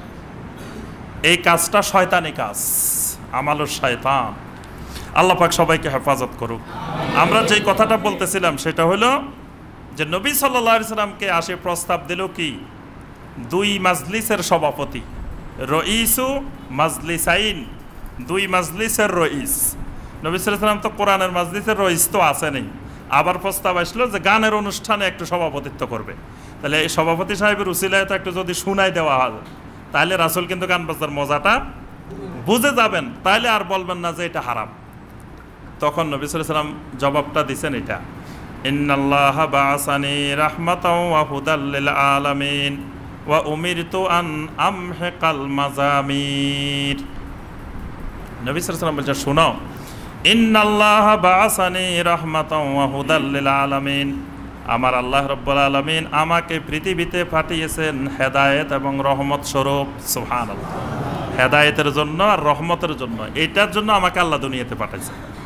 ওয়া উমিরতু আন আমহিকাল মাযামির, আর আমাকে আমার আল্লাহ যখন হেদায়েত আর রহমত দিলেন, দেওয়ার পরে আমার আল্লাহ এই নির্দেশও দিছেন আমি যেন পৃথিবী থেকে গান বাজনাকে নিচ্ছিন্ন করে দিই, গান বাজনাকে যেন মাটির সাথে মিশাই দিই, গান বাজনা যেন নিচ্ছিন্ন করে দিই, এই নির্দেশও আমার আল্লাহ আমাকে দিছেন। তো যেই আল্লাহ আমাকে নির্দেশ দিছেন গান বাজনাকে নিচ্ছিন্ন করার জন্য, আমি আবার সভাপতিত্ব করব, কি পাইছো তোমরা? তাহলে নবী সাল্লাল্লাহু আলাইহি ওয়াসাল্লাম এখানে স্পষ্ট করে দিয়েছেন একজন মুমিনের কাজ গান বাজনাকে জিন্দা করা না, গান বাজনাকে নিচ্ছিন্ন করা। কিন্তু এখন আমরা মুসলমানেরা গান বাজনাকে জিন্দা করতেছি, শক্তিশালী করতেছি, নবী সাল্লাল্লাহু আলাইহি ওয়াসাল্লামের আদর্শের বিপরীত, উসওয়ায়ে হাসানার বিপরীত। আল্লাহ পাক আমাদের সবাইকে এই গান বাজনা থেকে হেফাজত করুক। আল্লাহ আমাদের পরবর্তী জেনারেশন, আমাদের ছেলে মেয়েদেরকে আল্লাহ পাক এই ইমান বিধ্বংসী, কোরআন বিধ্বংসী, সমাজ বিধ্বংসী এই গান বাজনা থেকে আল্লাহ হেফাজত করুন। 7 নম্বর আয়াতে আল্লাহ রাব্বুল আলামিন এই নজর বিন হারেসদের কিছু চরিত্রের বর্ণনা দিয়েছেন। ওয়া ইযা তুতলা আলাইহি আয়াতুনা ওয়াল্লা মুস্তাকবিরান, যখন এই মানুষগুলোর সামনে আমার আয়াতগুলো তেলাওয়াত করা হয়, ওয়াল্লা মুস্তাকবিরান, তারা অহংকার প্রদর্শন করে পিছনের দিকে চলে যায়। ওই যে গান বাজনার সাথে এই আয়াতের সম্পর্ক আছে। মানে আল্লাহ বলতেছেন যখনই গান বাজনা আমদানি হলো মক্কায়, এখন আগে যে যুবকগুলা এসে কোরআন তেলাওয়াত শুনতো, এই যুবকগুলা এখন ওয়াল্লা মুস্তাকবিরান, মানে অহংকারের সাথে এখন আর কোরআনের আওয়াজ শুনে না, আমার আয়াত শুনে না। কাআল্লাম ইয়াসমাহা, যেন তারা কিছুই শুনতে পায় না। মানে কোরআন তেলাওয়াত হচ্ছে, তার পাশে দিয়ে তারা চলে যাচ্ছে, এখানে যে কোরআন তেলাওয়াত হচ্ছে এটাই তারা শুনতে পাচ্ছে না।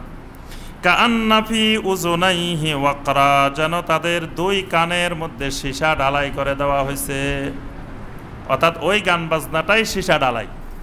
এবং নবী সাল্লাল্লাহু আলাইহি ওয়াসাল্লাম একটা হাদিসে বলছেন, যদিও হাদিসটা দঈফ, নবী সাল্লাল্লাহু আলাইহি ওয়াসাল্লাম বলছেন যারা গান বাজনা শুনে কিয়ামতের ময়দানে তাদের কানের ভিতরে সীসা গলিয়ে তাদের কানে ঢালাই দেওয়া হবে।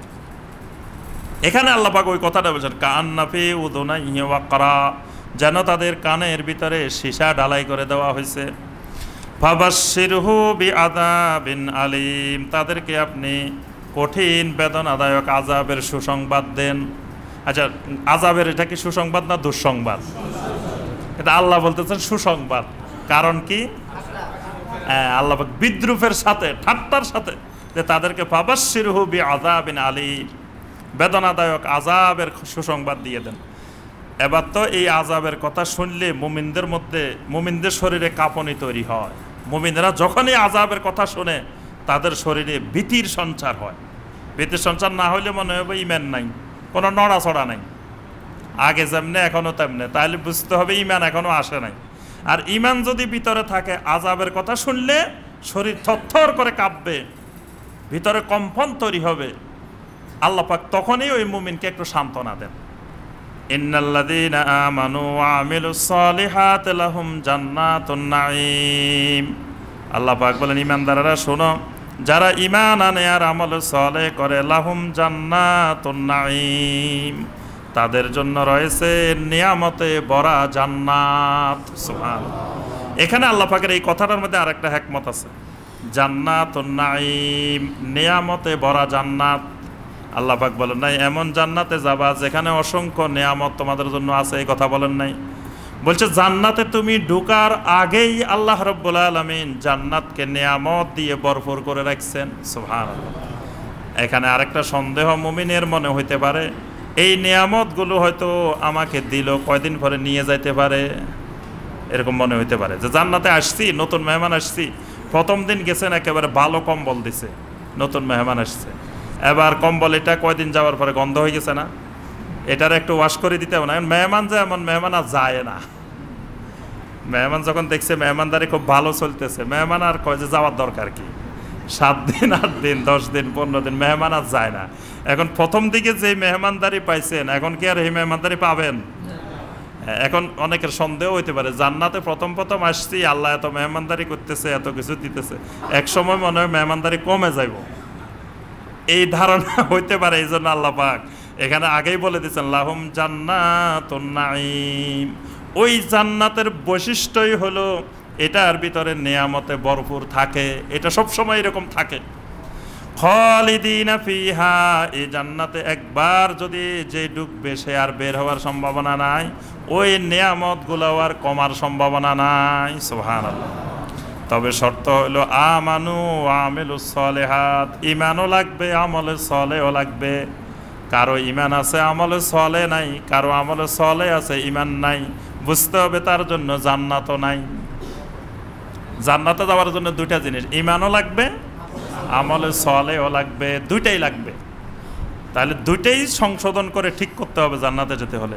ওয়াদ আল্লাহি হাক্কা, আল্লাহর ওয়াদা হলো একেবারে হক, আল্লাহর ওয়াদা হলো একেবারে সত্য।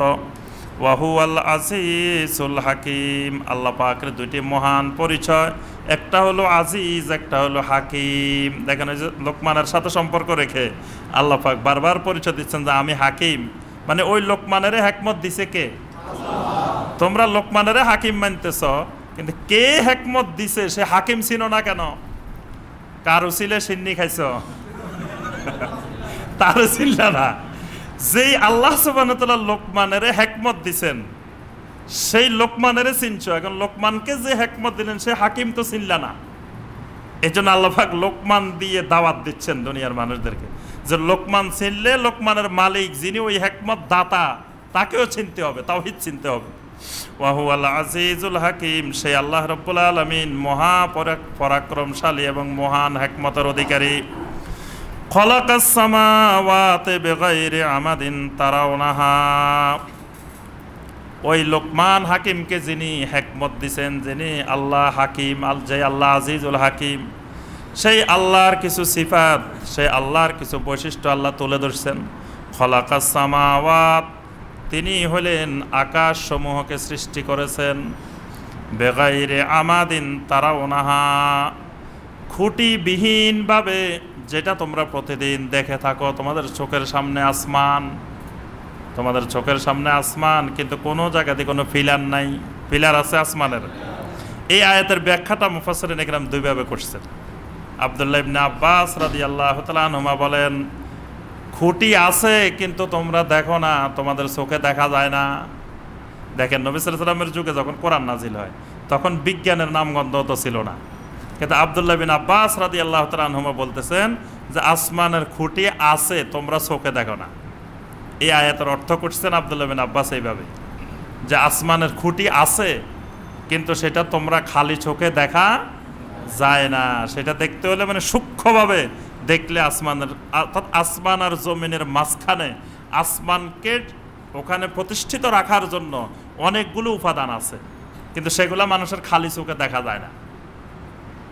এটা আব্দুল্লাহ বিন আব্বাস রাদিয়াল্লাহু তাআলা আনহুর ব্যাখ্যা। আর মুজাহিদ এবং কাতাদার ব্যাখ্যা হলো যে কোনো খুঁটিয়ে নাই, তোমরা দেখো প্রতিদিন যে খালি চোখে কোনো খুঁটিবিহীন আল্লাহ আসমানকে রাখছেন। তাহলে দেখেন আজকের বিজ্ঞান এতশো বছর পরে এখন বলতেছে না আসলে খুঁটি আছে, কিন্তু খুঁটি দেখা যায় না।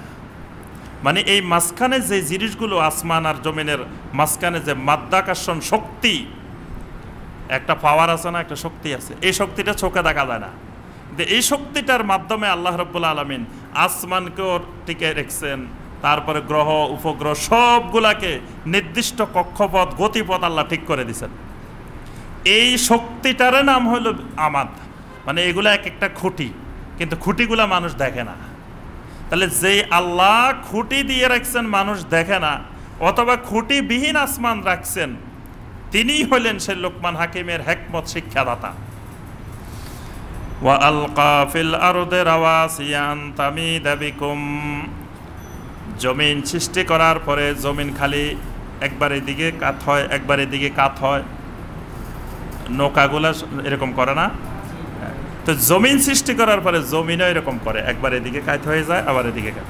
এখন যদি আমরা এরকম জমিনে বসবাস করার সময় তাফসীর শুনতেছি, জমিন একবার এদিকে কাত হয় একবার এদিকে কাত হয়, এখানে তাফসীরের শ্রোতা পাওয়া যাবে? সব তো দৌড় দিবে, ভূমিকম্প আসছে, কি তাফসীর শুনবে? যে জমিন একবার এদিকে কাত হইতেছে একবার এদিকে। আল্লাহ পাক বলেন শোনো, ওয়া আলকা ফিল আরদি রাওয়াসিয়া আন তামিদা বিকুম, আমি আল্লাহ জমিনকে স্থিরভাবে রাখার জন্য জমিনে কতগুলো বিশাল বিশাল পাহাড় বানাই দিছি। পাহাড়গুলো হলো ফেরেক মারে দিছেন, জমিন যাতে আর এদিকে নড়াচড়া না করে। সুবহানাল্লাহ, এই জন্য জমিন আর নড়াচড়া করে না, পাহাড় দিয়ে আল্লাহ পাক ফেরেক মারে দিছেন একবার শক্ত করে। ওয়া বাসসা ফিহা মিন কুল্লি দাব্বা, আল্লাহ পাক এই জমিনের মধ্যে সমস্ত চতুষ্পদ জন্তুকে আল্লাহ ছেড়ে দিছেন। কিন্তু ছেড়ে দেওয়ার পরে আল্লাহর পক্ষ থেকে ইলহাম করে দেওয়া হয়েছে, বাঘগুলাকে বলে দেওয়া হয়েছে, বাঘ এই সুন্দরবনে থাকিও, বাইরে যাইও না, বাইরের এলাকা আমার। আশরাফুল মাখলুকাত ইনসানের জন্য আর তোমার জন্য এই জঙ্গল। দেখেন কোন এলহাম, কোন জ্ঞান আল্লাহ শিখাই দিছেন। কারা জঙ্গলে থাকবে তারা নিজেরাই জানে যে আমাদের জায়গা কোথায়, জঙ্গল। আমাদের জায়গা আফ্রিকার জঙ্গল, আমাদের জায়গা আমাজন জঙ্গল। তারা কিন্তু আমাদের এইরকম বাইরে আসে না। যদি জঙ্গলের প্রাণীগুলো আল্লাহ বলতো যে যা একবার দেখি আয়, ঢাকা শহরে উঠ, যদি ঢাকা শহরে চলে আসতো জঙ্গলের প্রাণীগুলো, খাগড়াছড়িতে যেগুলো আছে বা বান্দরবানে যেগুলো আছে জঙ্গলে, সেগুলো যদি ঢাকা শহর আসি উঠতো, ঢাকা শহরে মানুষ থাকতে পারতো। আল্লাহু আকবার। আল্লাহ পাক ঠিক করে দিছেন যে সেগুলো আল্লাহর বান্দা, সেগুলো আল্লাহর মাখলুক। আল্লাহ বলে দিছে তোরা জঙ্গলে থাকবি আর এরা জঙ্গলের বাইরে থাকবে। কিন্তু তারা আল্লাহর কথা শুনতেছে। দেখেন তারা কিন্তু বাইরে আসতেছে না। মাঝে মধ্যে যদি হাতি একটা চলে আসতে পারে বাংলাদেশে, তার জন্য কি ব্যবস্থাপনা দেখেন, মানুষ ভয়ে এলাকা ছেড়ে কি কত কিছু তার জন্য, যে একটা হয়তো ভুল ক্রমে চলে আসছে। কিন্তু আল্লাহ এরকম জঙ্গলের হাতিগুলো যদি সব চলে আসতো ঢাকা শহরে, তাহলে কি অবস্থা হইতো। আল্লাহ পাক বলতেছেন দেখো আমি আল্লাহ পৃথিবীতে এত অসংখ্য মাখলুকাত বানাইছি, কিন্তু কোন মাখলুকাত কোথায় থাকবে সেটা ঠিক করে দিছি। সুবহানাল্লাহ। সাপগুলা বিশাল বিশাল সাপ, আল্লাহ পাক সাপগুলাকে বলে দিছে যে তোমরা কোথায় থাকবে। এই সাপগুলো যদি তাদের জায়গায় না থাকে এখানে চলে আসে, যদি কয় যে মানুষেরা এত সুন্দর সুন্দর ঢাকা শহরে বিল্ডিং বানাইছে, এসি দিছে, আমরা কষ্ট করে এখানে থাকবো কেন? আমরা যা একটু এসি বিল্ডিংয়ে উঠি, তাহলে আপনারা আমরা থাকতে পারতাম। তাদেরকে ছেড়ে দিয়ে আমরাই পালাইতে হইতো, আমরা জঙ্গলে উঠতে হইতো। আল্লাহু আকবার। আল্লাহ পাক তাদেরকে জঙ্গলে শিক্ষা দিয়ে রাখছেন যে তোমরা ওখানে যাইও না, ঢাকা শহরে তোমরা এখানেই থাকো। সুবহানাল্লাহ। ওয়া আনসালনা মিনাস সামাই মাআন ফাআমবাতনা ফিহা মিন কুল্লি যাওজিন কারীম, আমি আল্লাহ আসমান থেকে কত সুন্দর করে পানি নাজিল করি, বৃষ্টি নাজিল করি। বৃষ্টি নাজিল করে প্রত্যেকটা প্রাণীকে, প্রত্যেকটা জিনিসকে আমি সম্মানজনকভাবে জোড়া জোড়া করে তৈরি করি। সুবহানাল্লাহ। যত মাখলুক আছে সব মাখলুক জোড়া জোড়া। এবং আল্লাহ পাক যে পরিচালনা করতেছেন এটার বড় প্রমাণ হলো কোনো মাখলুকের মধ্যে পুরুষের সংকট দেখা দেয় নাই, কোনো মাখলুকের মধ্যে নারীর সংকট দেখা দেয় নাই। আজ পর্যন্ত পৃথিবীতে কখনো ঘটছে যে মহিলা গরু পাওয়া যাচ্ছে না, সব পুরুষ গরু? এরকম হয়েছে কোনো দিন? যেমন মহিলা গরু আছে তেমন পুরুষ গরুও আছে, মহিলা ছাগল যেমন আছে পুরুষ ছাগলও।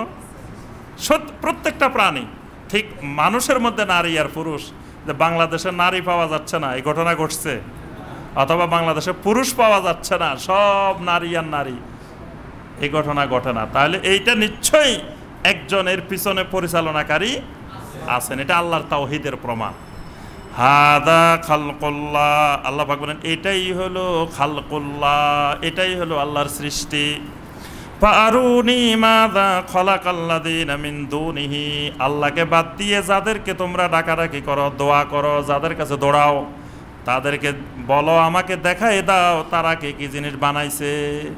আমি আল্লাহ তো দেখাই দিলাম, আসমান বানাইছি, জমিন বানাইছি, পাহাড় বানাইছি, চতুষ্পদ জন্তুকে সৃষ্টি করে কোন জায়গায় থাকবে সেটা দেখাই দিছি, বৃষ্টি নাজিল করি, জমিন থেকে বিভিন্ন ফসল উৎপাদন করি।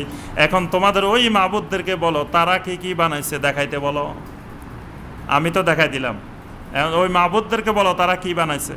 বালিজ যালিমুনা ফি দালালিম মুবিন, আল্লাহ পাক বলেন জালেমেরা সুস্পষ্ট গুমরাহির মধ্যে আছে।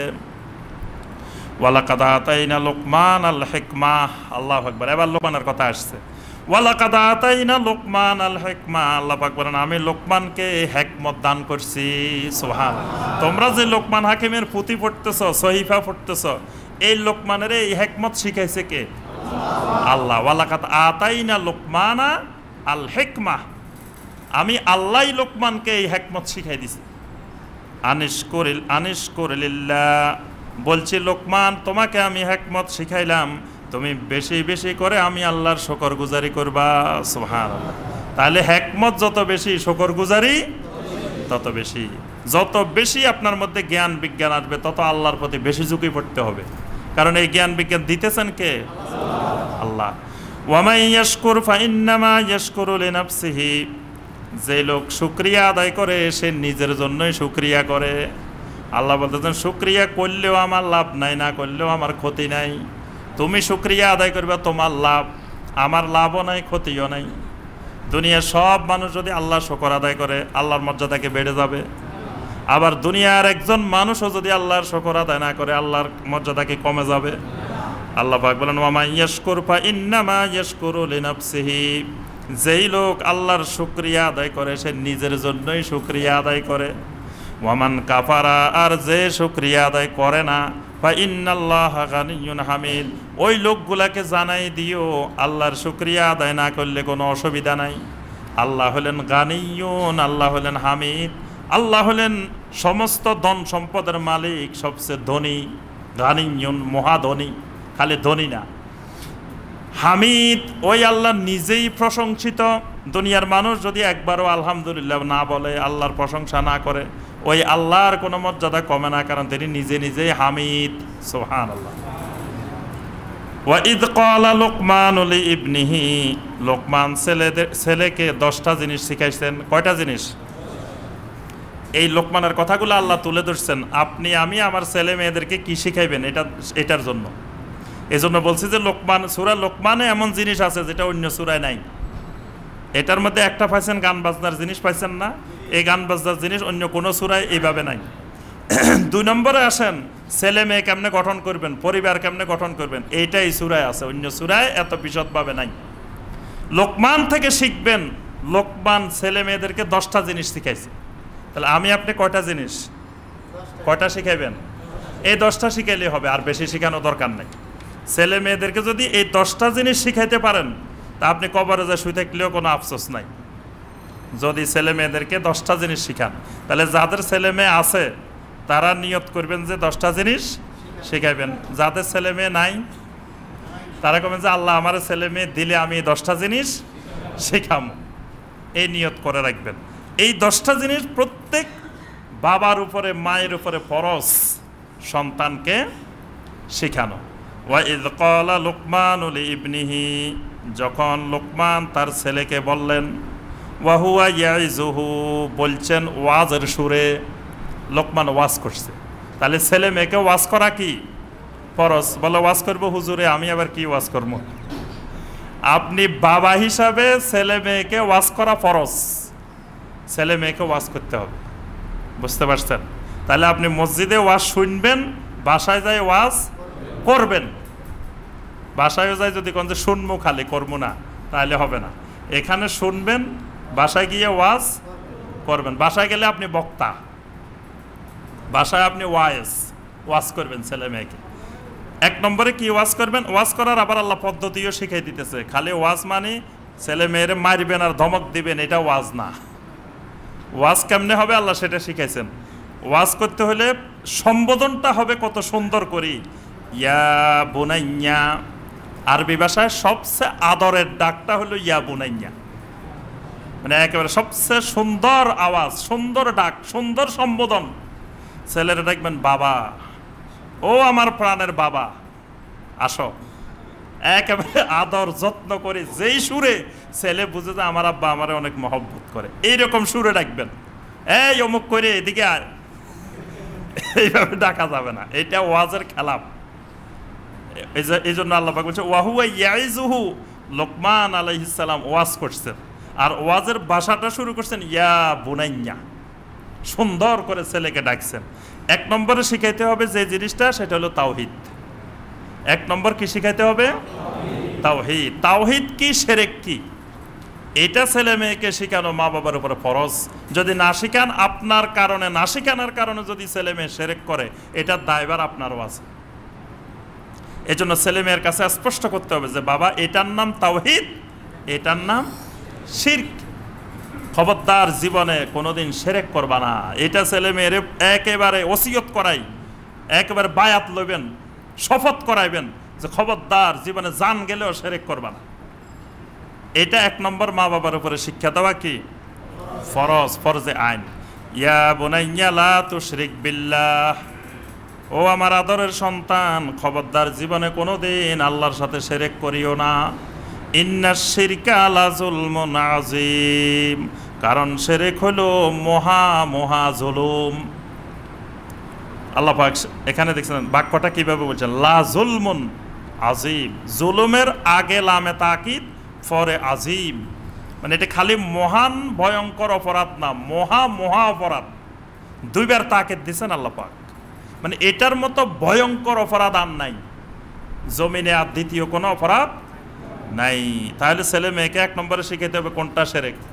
ছেলে মেয়েরে লই বাবা সহ শিরক করতে যাবেন। অনেক মা বাবা এরকম আছে, ছেলে মেয়েকে সহ শিরক করতে যায়। এজন্য নবী সাল্লাল্লাহু আলাইহি ওয়াসাল্লাম বলছেন, কুল্লু মাউলুদিন ইউলাদু আলা ফিতরাতিহি, প্রত্যেকটা শিশু ইসলামের উপরে জন্মগ্রহণ করে। বা আবওয়াহু ইউহাওয়িদানিহি ওয়া ইউনাসসিরানিহি ওয়া ইউমাজ্জিসানিহি, এরপরে মা বাবা তাদেরকে ইহুদি বানায়, খ্রিস্টান বানায়, অগ্নিপূজারী বানায়, মাজুস বানায়। মা বাবাই সন্তানের বার্থডে পালন করে। বার্থডে কিন্তু ছেলে করে না, করে কে? মা বাবা করে। মা বাবার মোমবাতি আনি অগ্নিপূজা শুরু করে দে। অগ্নিপূজা শিখাইল কে? ছেলে কিন্তু শিখে নাই। ছেলে জন্মগতভাবে ইসলামের উপরে জন্মগ্রহণ করছে, মা বাবা বার্থডে করতে যায়, অগ্নিপূজা শিখাই দিল। মোমবাতি জ্বালাইলো না? তা মোমবাতি জ্বালানো কি? অগ্নিপূজা। ছেলেরে শিরক মুক্ত রাখবো, শিরক শিখাই দিছে যে বাবা এইভাবে আগুনের পূজা করতে হয়।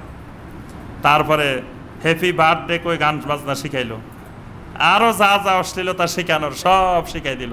ফাআবাওয়াহু ইউহাওয়িদানিহি ওয়া ইউনাসসিরানিহি ওয়া ইউমাজ্জিসানিহি। এরপরে নবী সাল্লাল্লাহু আলাইহি ওয়াসাল্লাম বলেন, শোনো, পৃথিবীতে যতগুলো উটের বাচ্চা জন্মগ্রহণ করে এগুলোর কান থাকে সুস্থ, নিখুঁত, কিন্তু দুনিয়াতে আসার পরে এরা কানগুলোরে কাটি দেয়। কাটি দেয় কেন? মানে কান কাটি দিলে এটার আর মুখ দোষে ধরবে না। আমাদের বাচ্চাদের যেমন এখানে কালো কালো এলাকায় না, হ্যাঁ, কালো ফোঁটা, ঘরের থেকে বাইরেতে গেলে বিশেষ করে কালো ফোঁটা। কারণ কি? কালো ফোঁটা দিলে মুখ দোষ, জিন, ভূত আর কিছু ধরবে না। মানে এটার এত পাওয়ার কালো এটার, যে এটা একবারে সব নষ্ট করে দেয়। শিরকি ধারণা, শিরকি আকীদা, শিরক ঘরে ঘরে। আপনি শিরক মুক্ত রাখবেন শিশুকে, বরং শিশুর জন্মলগ্ন থেকে শিরক শিখাইতেছেন। বাইরে থেকে আসছে, এই আগুন ছুঁয়ে নাও, আগুন আগুন লাগাই দাও, আগুনের পূজা শিখাইতেছেন। আপনি বাইরের থেকে আসছে, কোরআনের আওয়াজ শোনাই দেন, শয়তান পলায় যাব। কোরআনের আওয়াজ শুনলে শয়তান পলায়। আপনি কোরআনের আওয়াজ না শুনে আগুন ছোঁয়াইতেছেন, আগুন ধরাইতেছেন, আগুনের পূজা শিখাইতেছেন, শয়তানের আরো কাছে টানতেছেন। শয়তান তো আগুন দেখলে আরো খুশি হয়। শয়তান কি আগুন দেখলে পলায় নাকি? আগুন দেখলে পলাইলে তো কোনো ঘরে শয়তানে থাকতো না। প্রত্যেক ঘরে চুলা আছে না, রান্না বান্না আছে না? যদি শয়তান আগুন দেখে পলাইতো তাহলে তো আমাদের কোনো ঘরে শয়তান থাকার কথা না। এটা হলো অগ্নি পূজারীদের অভ্যাস, সেরেকের অভ্যাস। সেরেক রন্ধ্রে রন্ধ্রে আছে। আমরা সারা রাত ওয়াজ করলেও সেরেক শেষ হবে না। মাথা থেকে পা পর্যন্ত সর্বাঙ্গই সেরেক, একটা দুইটা না, সর্বাঙ্গ ক্ষত। আপনি ওষুধ কয় জায়গায় লাগাইবেন? এজন্য সর্বপ্রথম সন্তানকে শিখাইতে হবে তাওহীদ। সর্বপ্রথম শিশুর মুখ থেকে যে কথাটা বের হবে সেটা কি? লা ইলাহা ইল্লাল্লাহ। শিশুর মুখে সর্বপ্রথম মা বাবা যে তালিমটা দিবেন সেটা লা ইলাহা ইল্লাল্লাহ, এবং এটা সঠিক অর্থটা শিখাই দিবেন যে আল্লাহ সুবহানাহু ওয়া তাআলা ছাড়া সত্যিকারের কোনো মাবুদ নাই। এটা শিখাইতে গেলে আবার শিরক শিখাইতে হবে। এই জন্য দেখেন লোকমান আলাইহিস সালাম সর্বপ্রথম 1 নম্বর শিক্ষা দিয়েছেন যে লা তুশরিক বিল্লাহ ইন্নাশ শিরকা লা যুলমুন আযীম। আল্লাহ পাক এই লোকমানের একটা শিক্ষার সাথে আরেকটা গুরুত্বপূর্ণ জিনিস পাশাপাশি বলে দিয়েছেন। এটা লোকমানের কথা না, এটা আল্লাহর কথা। মানে লোকমানের কথাটার পরে এর সাথে সম্পৃক্ত আরেকটা কথা হইল কি, যেই সময় এই আয়াতে কারিমা নাজিল হচ্ছিল সেই সময় অনেক ছেলেমেয়েরা ইসলাম গ্রহণ করছে, কিন্তু মা বাবা মুশরিক, ছেলেমেয়েরা মুমিন। এখন মা বাবা বলতেছে, এই শোনো, তোমাদের কোরআনেই তো আয়াত নাজিল হয়েছে ওয়া ওয়াসাইনাল ইনসানা বিওয়ালিদাইহি হুসনা। আল্লাহ বলছে মা বাবার কথা শোনার জন্য। তা আমরা মা বাবা বলতেছি ইসলাম ছাড়ো, চলে আসো, তো তুমি মা বাবার কথা শুনবে না? মা বাবার কথা শোনা তো ফরজ, কি বলেন? তোমার আল্লাহ বলতেছে মা বাবার কথা শুনতে, তা আমরা মা বাবা বলতেছি খবরদার এদিকে যাইও না, ইসলাম ছেড়ে চলে আসো। তো মা বাবার কথা শুনতে তো আল্লাহ বলছেন, তো তুমি আবার মা বাবার কথা শুনো না কেন? বুঝছেন? এই সময় এই সমস্যাটা ঠিক দেখেন 1400 বছর পরেও আজকে এই সমস্যা চলতেছে। অনেক মা বাবা এই মুশরিকদের মতো মা বাবা বাংলাদেশে আছে। ছেলে মেয়ে নামাজ পড়ে, কয় মসজিদে যাও কেন? মসজিদে যাইও না, মসজিদে যাওয়া যাবে না। মা বাবা মানা করে মসজিদে যাইতে। ছেলে দাড়ি রেখছে, মা বাবা কয় এখনো বয়স হয় নাই, দাড়ি রেখছে কেন? দাড়ি রাখা যাবে না। এরকম মা বাবা আছে না? মেয়ে পর্দা করে, হেজাব করে, মা বাবা নিষেধ করে, এই কিসের পর্দা, কিসের হেজাব, লাগবে না। এরকম মুশরিক মা বাবা আছে না নাই? এই সমস্যাটা ওই সময় খুব প্রবল আকারে চলতেছিল। এই জন্য আল্লাহ পাক বলছেন, আয়াত নাজিল করে বলছেন, শোনো, আমি আল্লাহ যেমন নির্দেশ দিচ্ছি মা বাবার আনুগত্য করার জন্য, আবার আমি আল্লাহ একসাথে নির্দেশ দিচ্ছি মা বাবার কথা অমান্য করার জন্য। দুইটাই নির্দেশ দিচ্ছেন। এখানে একই সাথে 2 আয়াত আছে। 14 নম্বর আয়াত হলো আনুগত্য করার জন্য, 15 নম্বর আয়াত হলো আনুগত্য থেকে বের হয়ে যাওয়ার জন্য। তাহলে মা বাবা যতক্ষণ আমাকে তাওহীদের উপরে রাখবেন ততক্ষণ মা বাবার আনুগত্য ফরজ। যখনই মা বাবা আমাকে তাওহীদের আনুগত্য থেকে বের হয়ে যেতে বলবেন তখন মা বাবার আনুগত্য না করা ফরজ। বুঝতে পারছেন? এই কথাটা আল্লাহ পাক এখানে স্পষ্ট করছেন। কারণ হলো ওই যে আগে লোকমানের শিরকের কথা বলছেন না, বলার পরে আল্লাহ পাক বলছে এখন মা বাবা যদি তোমাকে শিরক করতে বলে তখন তুমি কি করবা? তখন আল্লাহর কথা শুনবে না মা বাবার কথা শুনবে? আল্লাহ পাক বলেন ওয়া ওয়াসাইনাল ইনসানা বিওয়ালিদাইহি, আমি আল্লাহ মানুষদেরকে ওসিয়ত করেছি। আল্লাহ বলতেছেন মানুষকে ওসিয়ত করছি।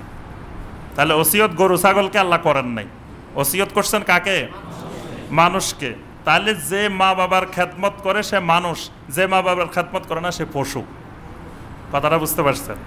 আল্লাহর কথার মধ্যে কত হিকমত। আল্লাহ বলছেন যে ওয়া ওয়াসাইনাল ইনসান, আল্লাহ পাক বলেন যে ওয়া ওয়াসাইনাল মুমিন, আমি মুমিনদেরকে নির্দেশ দিচ্ছি, এই কথা বলেন নাই। আল্লাহ বলছে ওয়া ওয়াসাইনাল ইনসান, আমি দুনিয়ার ইনসানদেরকে এই বিষয়ে ওসিয়ত করছি বিওয়ালিদাইহি, তারা যেন মা বাবার প্রতি শুকরগুজার হয়, মা বাবার খেদমত করে, মা বাবার আনুগত্য করে। তাহলে মা বাবার আনুগত্য করবে কারা? যারা মানুষ। মা বাবার আনুগত্য করবে না কারা? যারা অমানুষ। মানুষের প্রতি নির্দেশ যে তারা যেন মা বাবার খেদমত করে।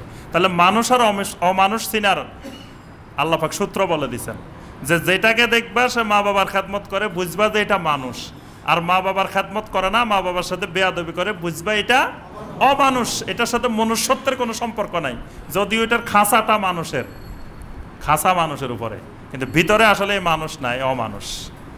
হামালাতহু উম্মুহু ওয়াহানান আলা ওয়াহানিন, আল্লাহ রাব্বুল আলামিন বলেন শোনো দুনিয়ার মানুষ, যেই মা বাবার ব্যাপারে তোমাকে নির্দেশ দিচ্ছি, ওই মা বাবার মধ্যে তোমার যিনি মা, হামালাতহু উম্মুহু, তোমার মা তোমাকে দীর্ঘ 10 মাস পর্যন্ত তোমাকে যেই পেটে বহন করে নিয়ে বেড়াইছেন, ওয়াহানান আলা ওয়াহানিন, দুর্বলতার উপরে আরেক দুর্বলতা।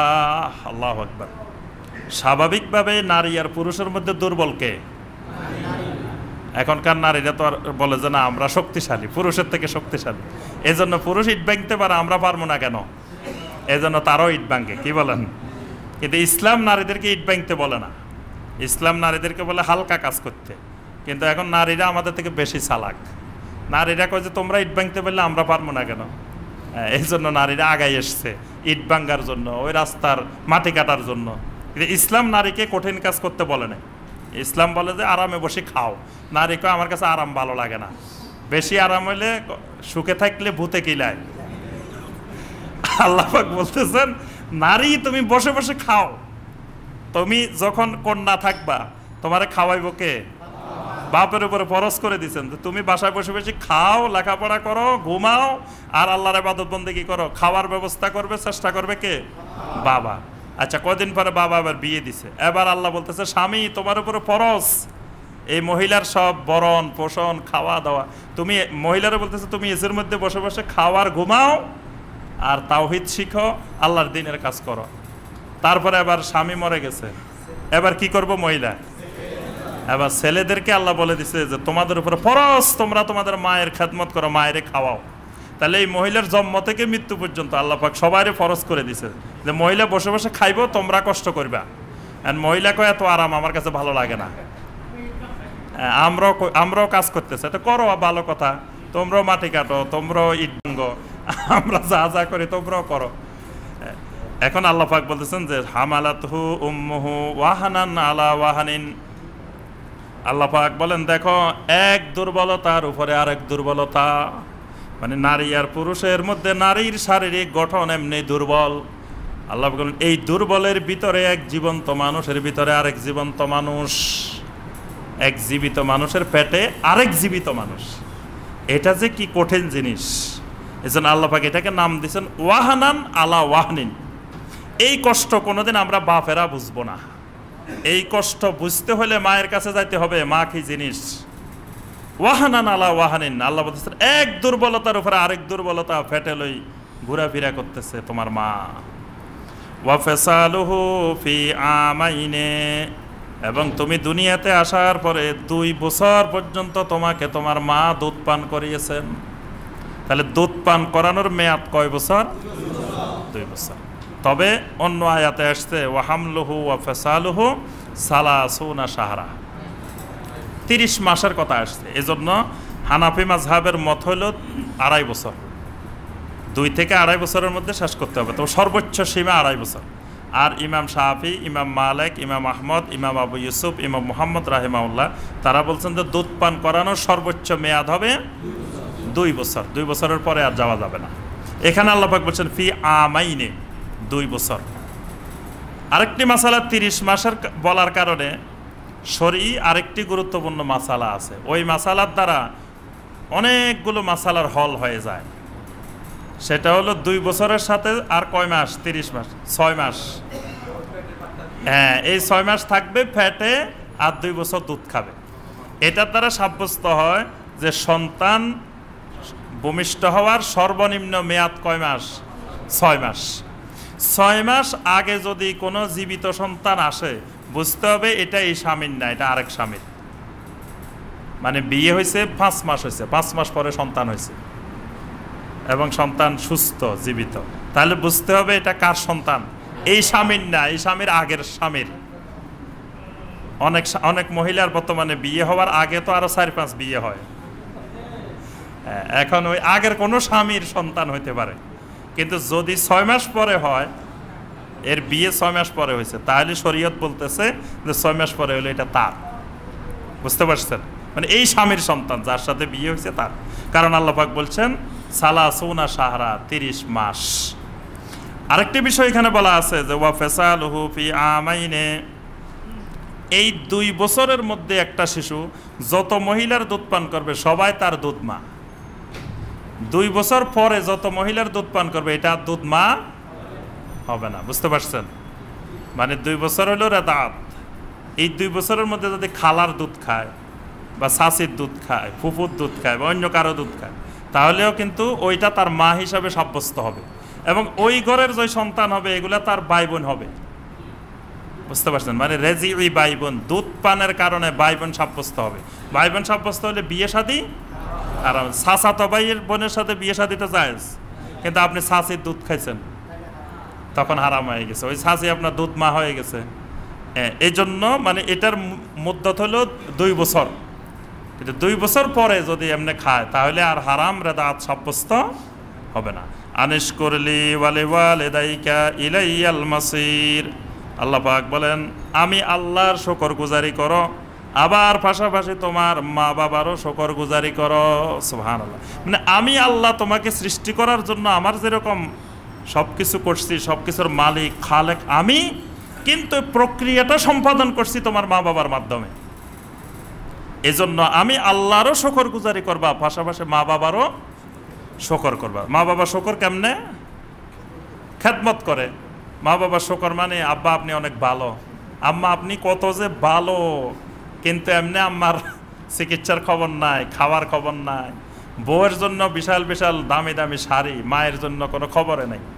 এই যে সামনে ঈদ আসতেছে না, বউ তো আগেই ভাবি তো বাজেট করে দিয়ে দিছে যে এই রমাদানে এখন কিন্তু জিনিসপত্রের দাম বেড়ে গেছে, 50,000 টাকা আমার লাগবে, কিন্তু মায়ের জন্য বাজেট নাই। আল্লাহু আকবার। মা যে কি জিনিস, মা চায় যে তার নিজের জন্য না কিনুক, এটাই মা চায়। পৃথিবীর কোনো মা কোনো সন্তানকে বাজেট করে দিছে যে এই ঈদে আমার 10,000 টাকা দিয়ে দিবে, আমি শাড়ি কিনবো, জিনিস কিনবো, এরকম মা দেখছেন পৃথিবীতে? আল্লাহু আকবার। মানে আল্লাহর জমিনে আল্লাহ সুবহানাহু ওয়া তাআলা যে কেমন রহমান, সেই রহমানের ক্ষুদ্রতম নিদর্শন হলো মা। মানে মা দেখলে বোঝা যাবে যে আল্লাহ পাক কেমন রহমান, কেমন দয়া। মা সব কষ্ট করার পরে সন্তানের মুখটা দেখলে সব কষ্ট ভুলে যায়। আল্লাহ সুবহানাহু ওয়া তাআলা আল্লাহর বান্দা হাজার নাফরমানি করার পরে একটু তাওবা করে আল্লাহর দিকে আসলে আল্লাহ সব ভুলে যায়। সুবহানাল্লাহ। এটা মা দেখলে বোঝা যাবে। কারণ আপনি যত মার অবাধ্য হন, যদি আসে মার কাছে ক্ষমা চান, দেখবেন যে ক্ষমা চাওয়ার আগে বরং মা তো ক্ষমা করে দে, বাপেরা একটু শক্ত থাকে, বাপেরা ক্ষমা করতে চায় না। মা যায় মাঝখান দিয়ে সুপারিশ করে বাপের থেকেও ক্ষমা লই দে, কি দে না? বাপের বাদে আর আপনার মধ্যে মধ্যস্থতা করে কে? মা। আল্লাহু আকবার। আল্লাহ পাক এইভাবে তৈরি করে দিয়েছেন। তা আল্লাহ পাক বলতেছে ঠিক আছে সব করবা, ইলাইয়াল মাসির, আমি আল্লাহর দিকে ফিরে আসতে হবে।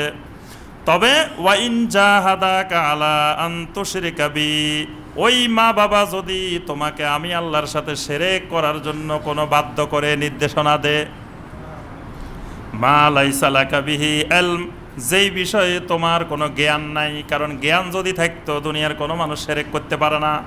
শিরক করে কারা? জাহেলেরা। যার মধ্যে এলেম আছে, জ্ঞান আছে, সে কোনোদিন শিরক করতে পারে না। এজন্য আল্লাহ পাক বলেছে মা লাইসা লাকা বিহি ইলম, যে বিষয়ে তোমার কোনো এলেম নাই।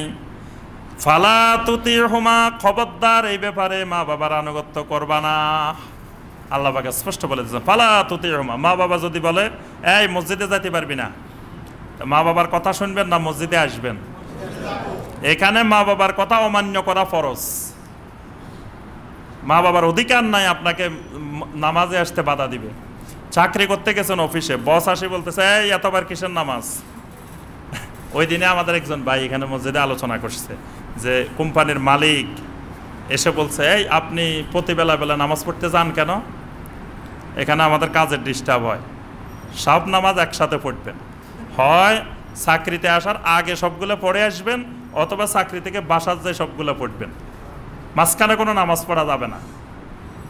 ওই ভাই বলছে যে আমাকে যদি জামাতে নামাজ পড়ার অনুমতি না দেন তা আমি চাকরি ছেড়ে দিলাম, আমার এই চাকরির দরকার নেই।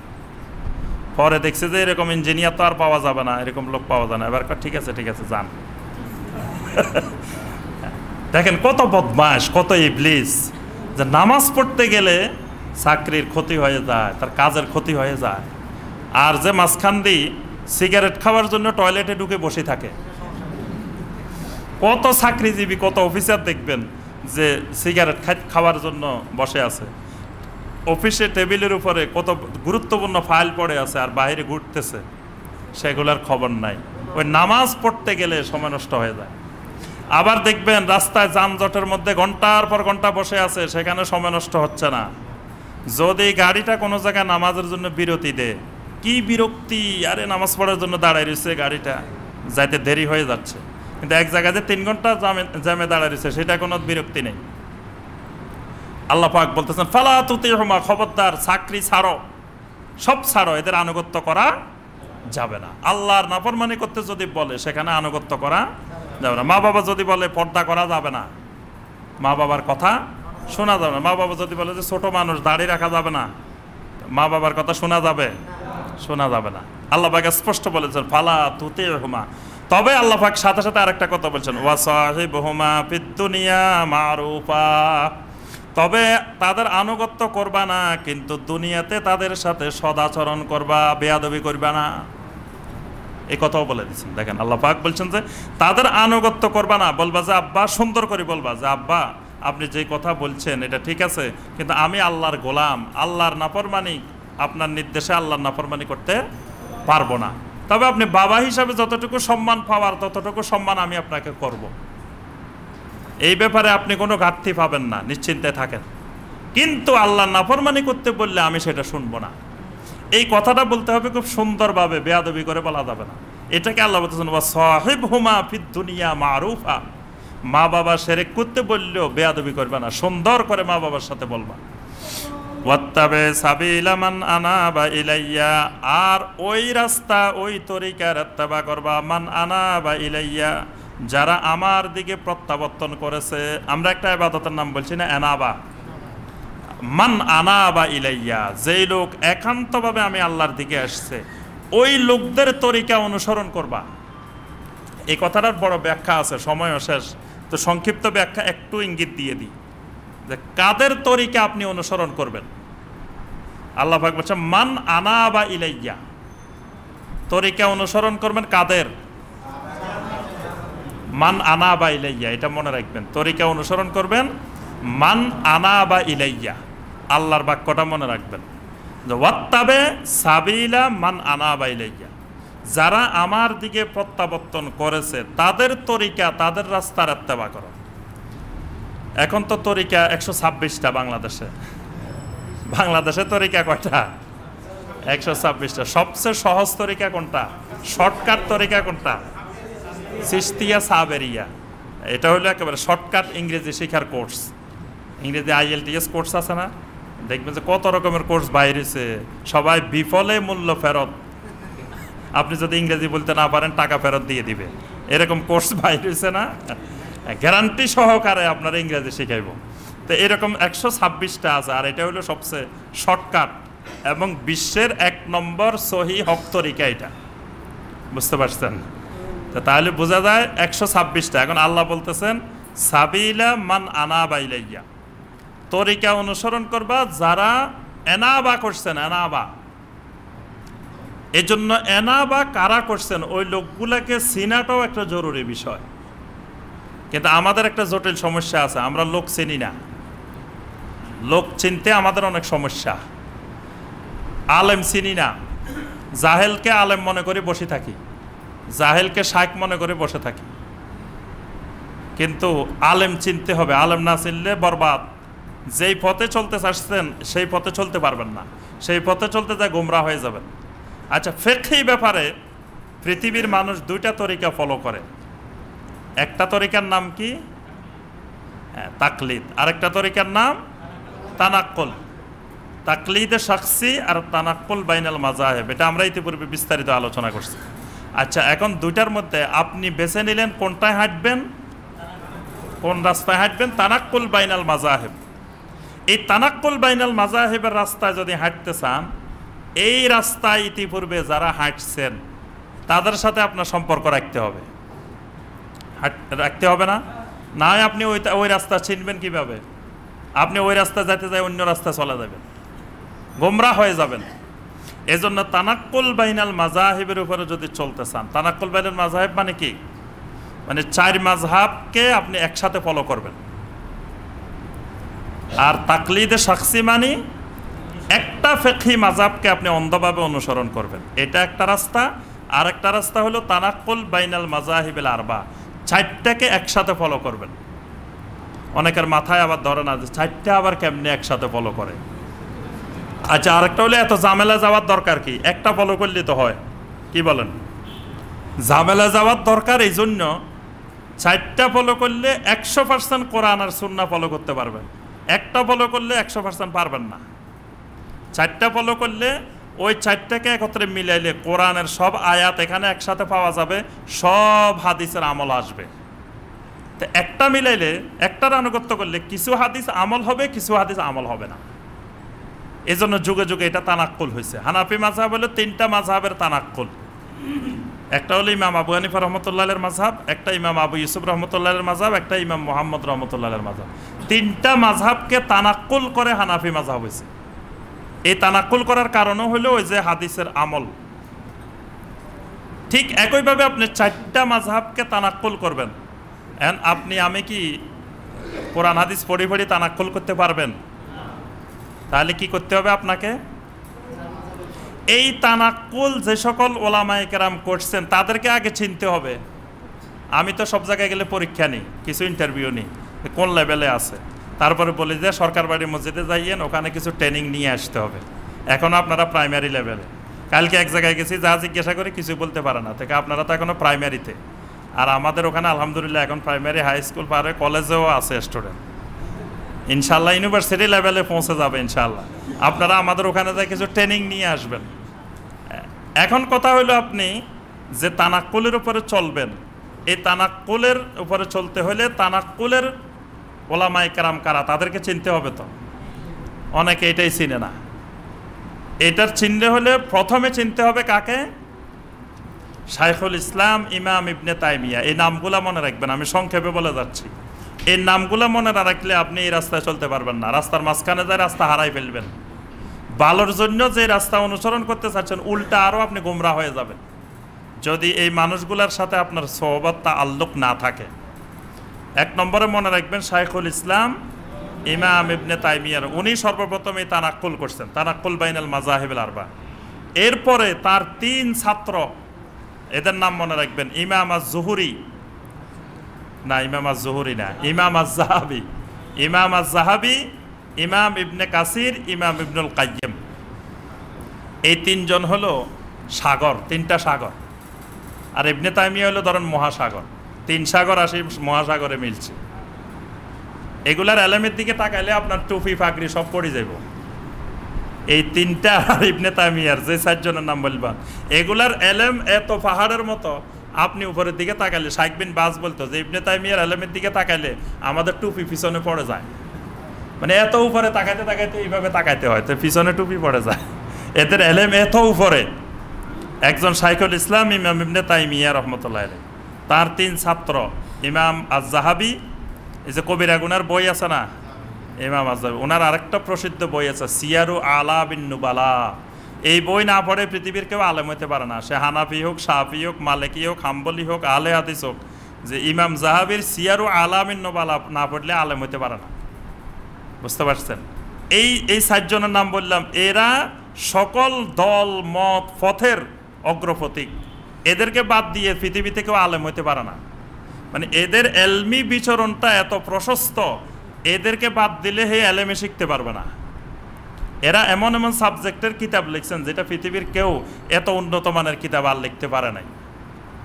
এবং এরা হলেন তানাক্কুল বাইনাল মাযাহিবের অগ্রপথিক। আপনি আমি এই সকল ওলামাদেরকে ফলো করতেছি। আপনাকে যদি জিজ্ঞাসা করে, এই আপনি যে এইভাবে আমল করলেন, এইভাবে নামাজ পড়লেন, কে শিখাইছে আপনারে?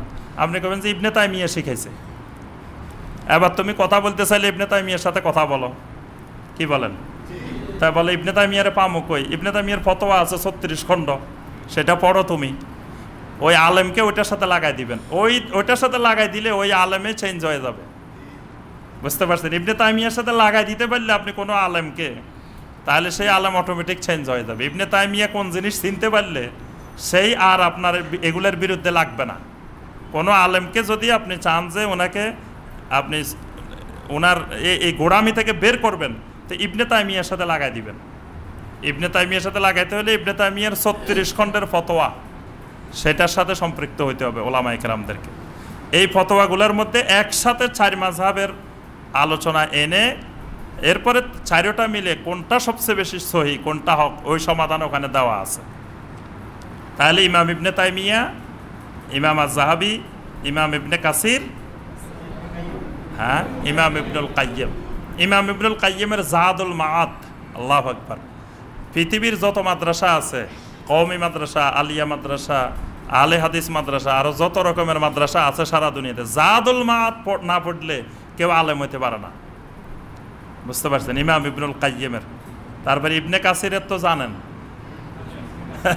তাফসির ইবনে কাসির তো জীবন্ত বিদ্যমান। এই তাফসির না পড়ি পৃথিবীর কেউ আলেম হইতে পারে নাকি? তাফসির ইবনে কাসির। তারপরে আল বেদায়া ওয়ান নেহায়া, বেদায়া ওয়ান নেহায়া, আল্লাহু আকবার। এগুলো দেখলেই বোঝা যায় যে এরা কি। আচ্ছা, এরপরে আসি, এই 4 জনের পরে চিনে রাখবেন ভালো করে, শাহ ওয়ালিউল্লাহ মুহাদ্দিসে দেহলভী রহমতুল্লাহ আলাইহি। এরপরে চিনে রাখবেন আল্লামা ইমাম শাওকানি রহমতুল্লাহ আলাইহি। ইমাম শাওকানি নাইলুল আওতারের লেখক ইমাম শাওকানি। এরপরে মনে রাখবেন 3 বড় বড় মুজাদ্দিদ, গত শতাব্দীর 3 মুজাদ্দিদ।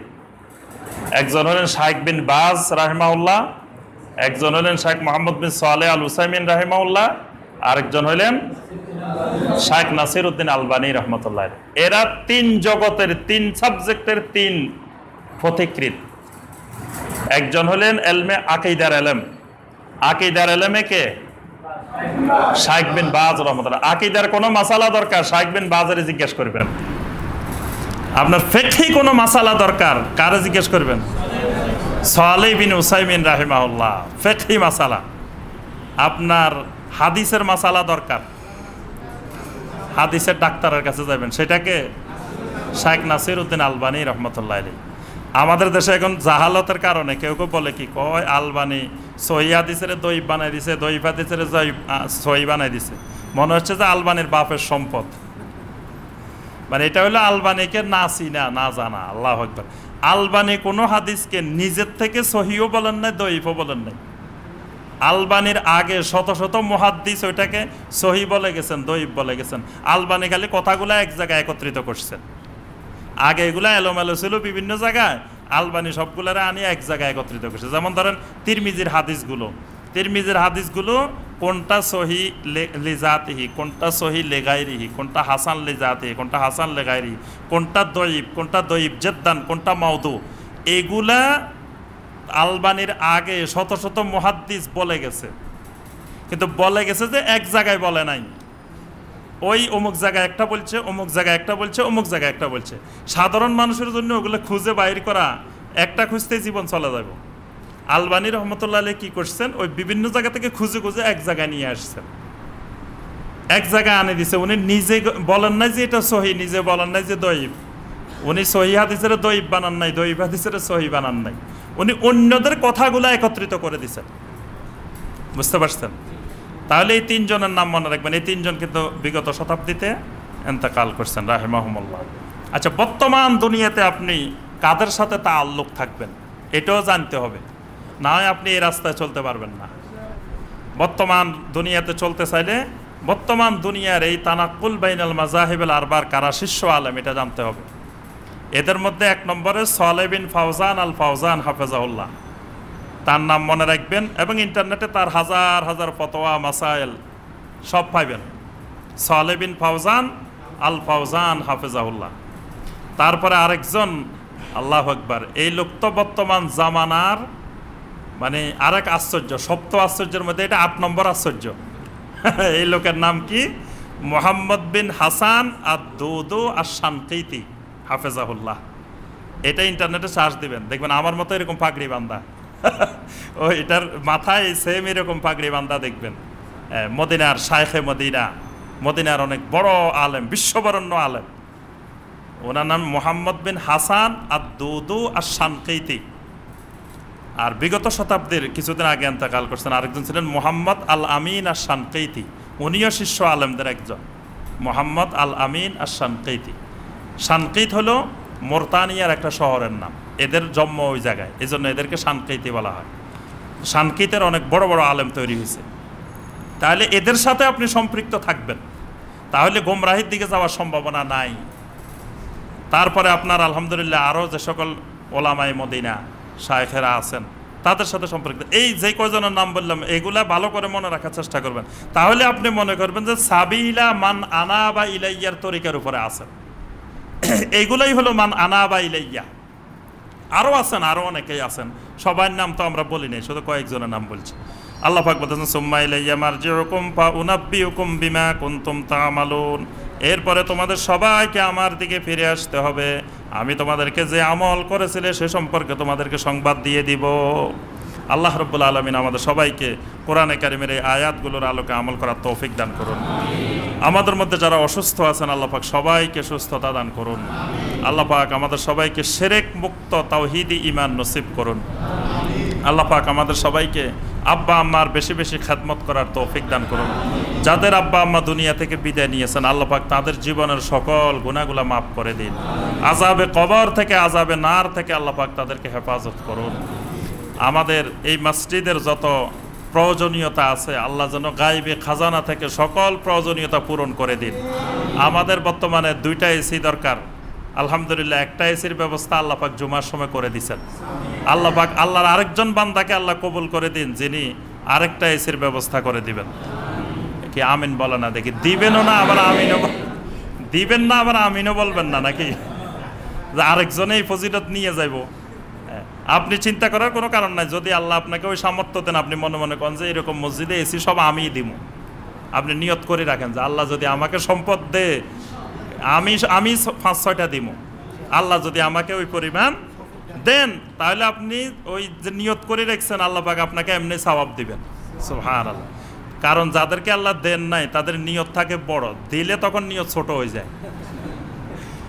এই যে হাদিসের মধ্যে দেখবেন বিশাল একটা হাদিস আছে, ওই যে 3 জন রোগীর কাছে আল্লাহ ফেরেশতা পাঠাইছিলেন না, আপনারা তো স্কুলে পড়ছেন এই গল্প, এটা হাদিস, সহিহ হাদিস, বুখারী মুসলিমের হাদিস। একজন ছিল কি অন্ধ মানুষ, একজন ছিল কুষ্ঠ রোগী, আরেকজন ছিল শ্বাত রোগী। 3 জনের কাছে আল্লাহ ফেরেশতা পাঠাইছেন। দেখেন তাদের বিপদের সময় তাদের কথাবার্তা কেমন, বিপদের পরে কথাবার্তা কেমন। পরে যখন আল্লাহ সব দিছে এবার কয় আরে আমি কখন তোর শ্বাত রোগী ছিলাম। এর বাপ দাদা 14 গোষ্ঠী ফকির ছিল, ভিক্ষা করত। এখন যখন এই কোটি কোটি টাকার মালিক, কবে আমার বাপ দাদা ফকির ছিল, সব ভুলে গেছে, সব আর মনে নাই। মানুষের অবস্থা পরিবর্তন হয়ে যায়। তা আল্লাহর কাছে দোয়া করেন আল্লাহ যেন সবাইকে এরকম পরিবর্তন না করে, যেন ওই যে অন্ধ লোকের মতো হয়। অন্ধটা কিন্তু বলছে যে ভাই আমি অন্ধ ছিলাম, আসলে ঠিক কথা, সব নিয়ে যাও। ছাগলওয়ালায় বলছে যে সব নিয়ে যাও, আল্লাহ যেন ওই ছাগলওয়ালার মতো আমাদেরকে বানায়। সকলে বলে আমিন। আর এই মসজিদের আল্লাহর ঘর, এটা বাইতুল্লাহ, আল্লাহর ঘরের জন্য যা দরকার আল্লাহর কাছে আমরা দোয়া করি আল্লাহ যেন ব্যবস্থাপনা করেন। আল্লাহর ঘরে দিবে আল্লাহর বান্দারাই, আল্লাহর বান্দারাই আল্লাহর ঘরের ব্যবস্থা, ওই ব্যবস্থাপনাটা আল্লাহর পক্ষ থেকে আল্লাহ করে দিবেন। আল্লাহ যাদেরকে বাছাই করেন, আমি আপনি ইচ্ছা করলেও মসজিদে দেওয়ার ক্ষমতা নাই। মসজিদে আল্লাহ যারটা কবুল করবেন তারটাই আল্লাহ নিবেন, সবাইগুলো আল্লাহ মসজিদে নেবেন না। কারোটা দেখবেন যে ওই বেদাতের জায়গায়, শিরকের জায়গায়, বিভিন্ন জায়গায় আল্লাহ নেন, কিন্তু আল্লাহ যারটা কবুল করবেন বাইতুল্লাহর জন্য, আল্লাহর ঘরের জন্য, আল্লাহ তারটাই নিবেন। এই জন্য আমরা তো জানি না কারটা আল্লাহ কবুল করবেন, আমরা দোয়া করি আল্লাহ যারটা কবুল করছেন তারটাই যেন মসজিদে চলে আসে। সুবহানাকা আল্লাহুম্মা বিহামদিকা আশহাদু আল্লা ইলাহা ইল্লা আনতা আস্তাগফিরুকা ওয়া আতুবু ইলাইক। প্রশ্ন তো অনেক লম্বা, সংক্ষিপ্ত প্রশ্ন করার সময় ওই একবারে মূল পয়েন্টটা দিবেন, এত লম্বা পড়ার আর প্রশ্নের উত্তর দেওয়ার কি আমাদের সময় থাকে? আচ্ছা, জানাজার নামাজে অংশগ্রহণ করেছেন, ইমাম সাহেব জানাজা শুরু করার আগে বলে দিলেন কোনো তাকবীরে হাত উঠাইবেন না, হাদিসের আলোকে জানতে চাই। ঠিক আছে, ইমাম সাহেব বলছেন, এটা ইমাম সাহেবের কাছে হয়তো দলিল প্রমাণ আছে, এই জন্য ইমাম সাহেব বলছেন।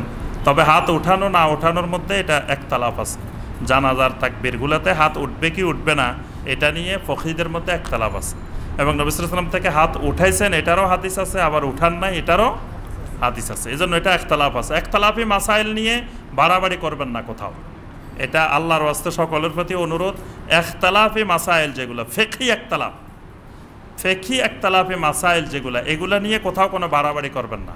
মনে হয় যে সুন্নত খালি বাংলাদেশে 3টা, আর কোনো সুন্নত নাই। 3 সুন্নত জানেন? অনেকে এখনো জানে না। হ্যাঁ, এক সুন্নত হইলো খালি হাত কোথায় বাঁধবো, এটা একটা সুন্নত। 2 সুন্নত হইলো আমিন আসতে বলবো না জোরে বলবো। 3 নম্বর সুন্নত হইলো রাফল ইয়াদান করবে কি করবে না। বাংলাদেশে সুন্নত খালি এই 3টাই, আর কোনো সুন্নত বাংলাদেশে নাই। এই 3টা নিয়ে ঝগড়া মারামারি সব কিছু চলতেছে, খালি 3 সুন্নত কেন্দ্রিক। আর বাকি যে ইমানে নাই সেটারও খবর নাই। খালি পাগড়ি বাঁধছে কি বাঁধে না এই খবর, এখন নিচে লুঙ্গি আছে কি না এই খবর নাই।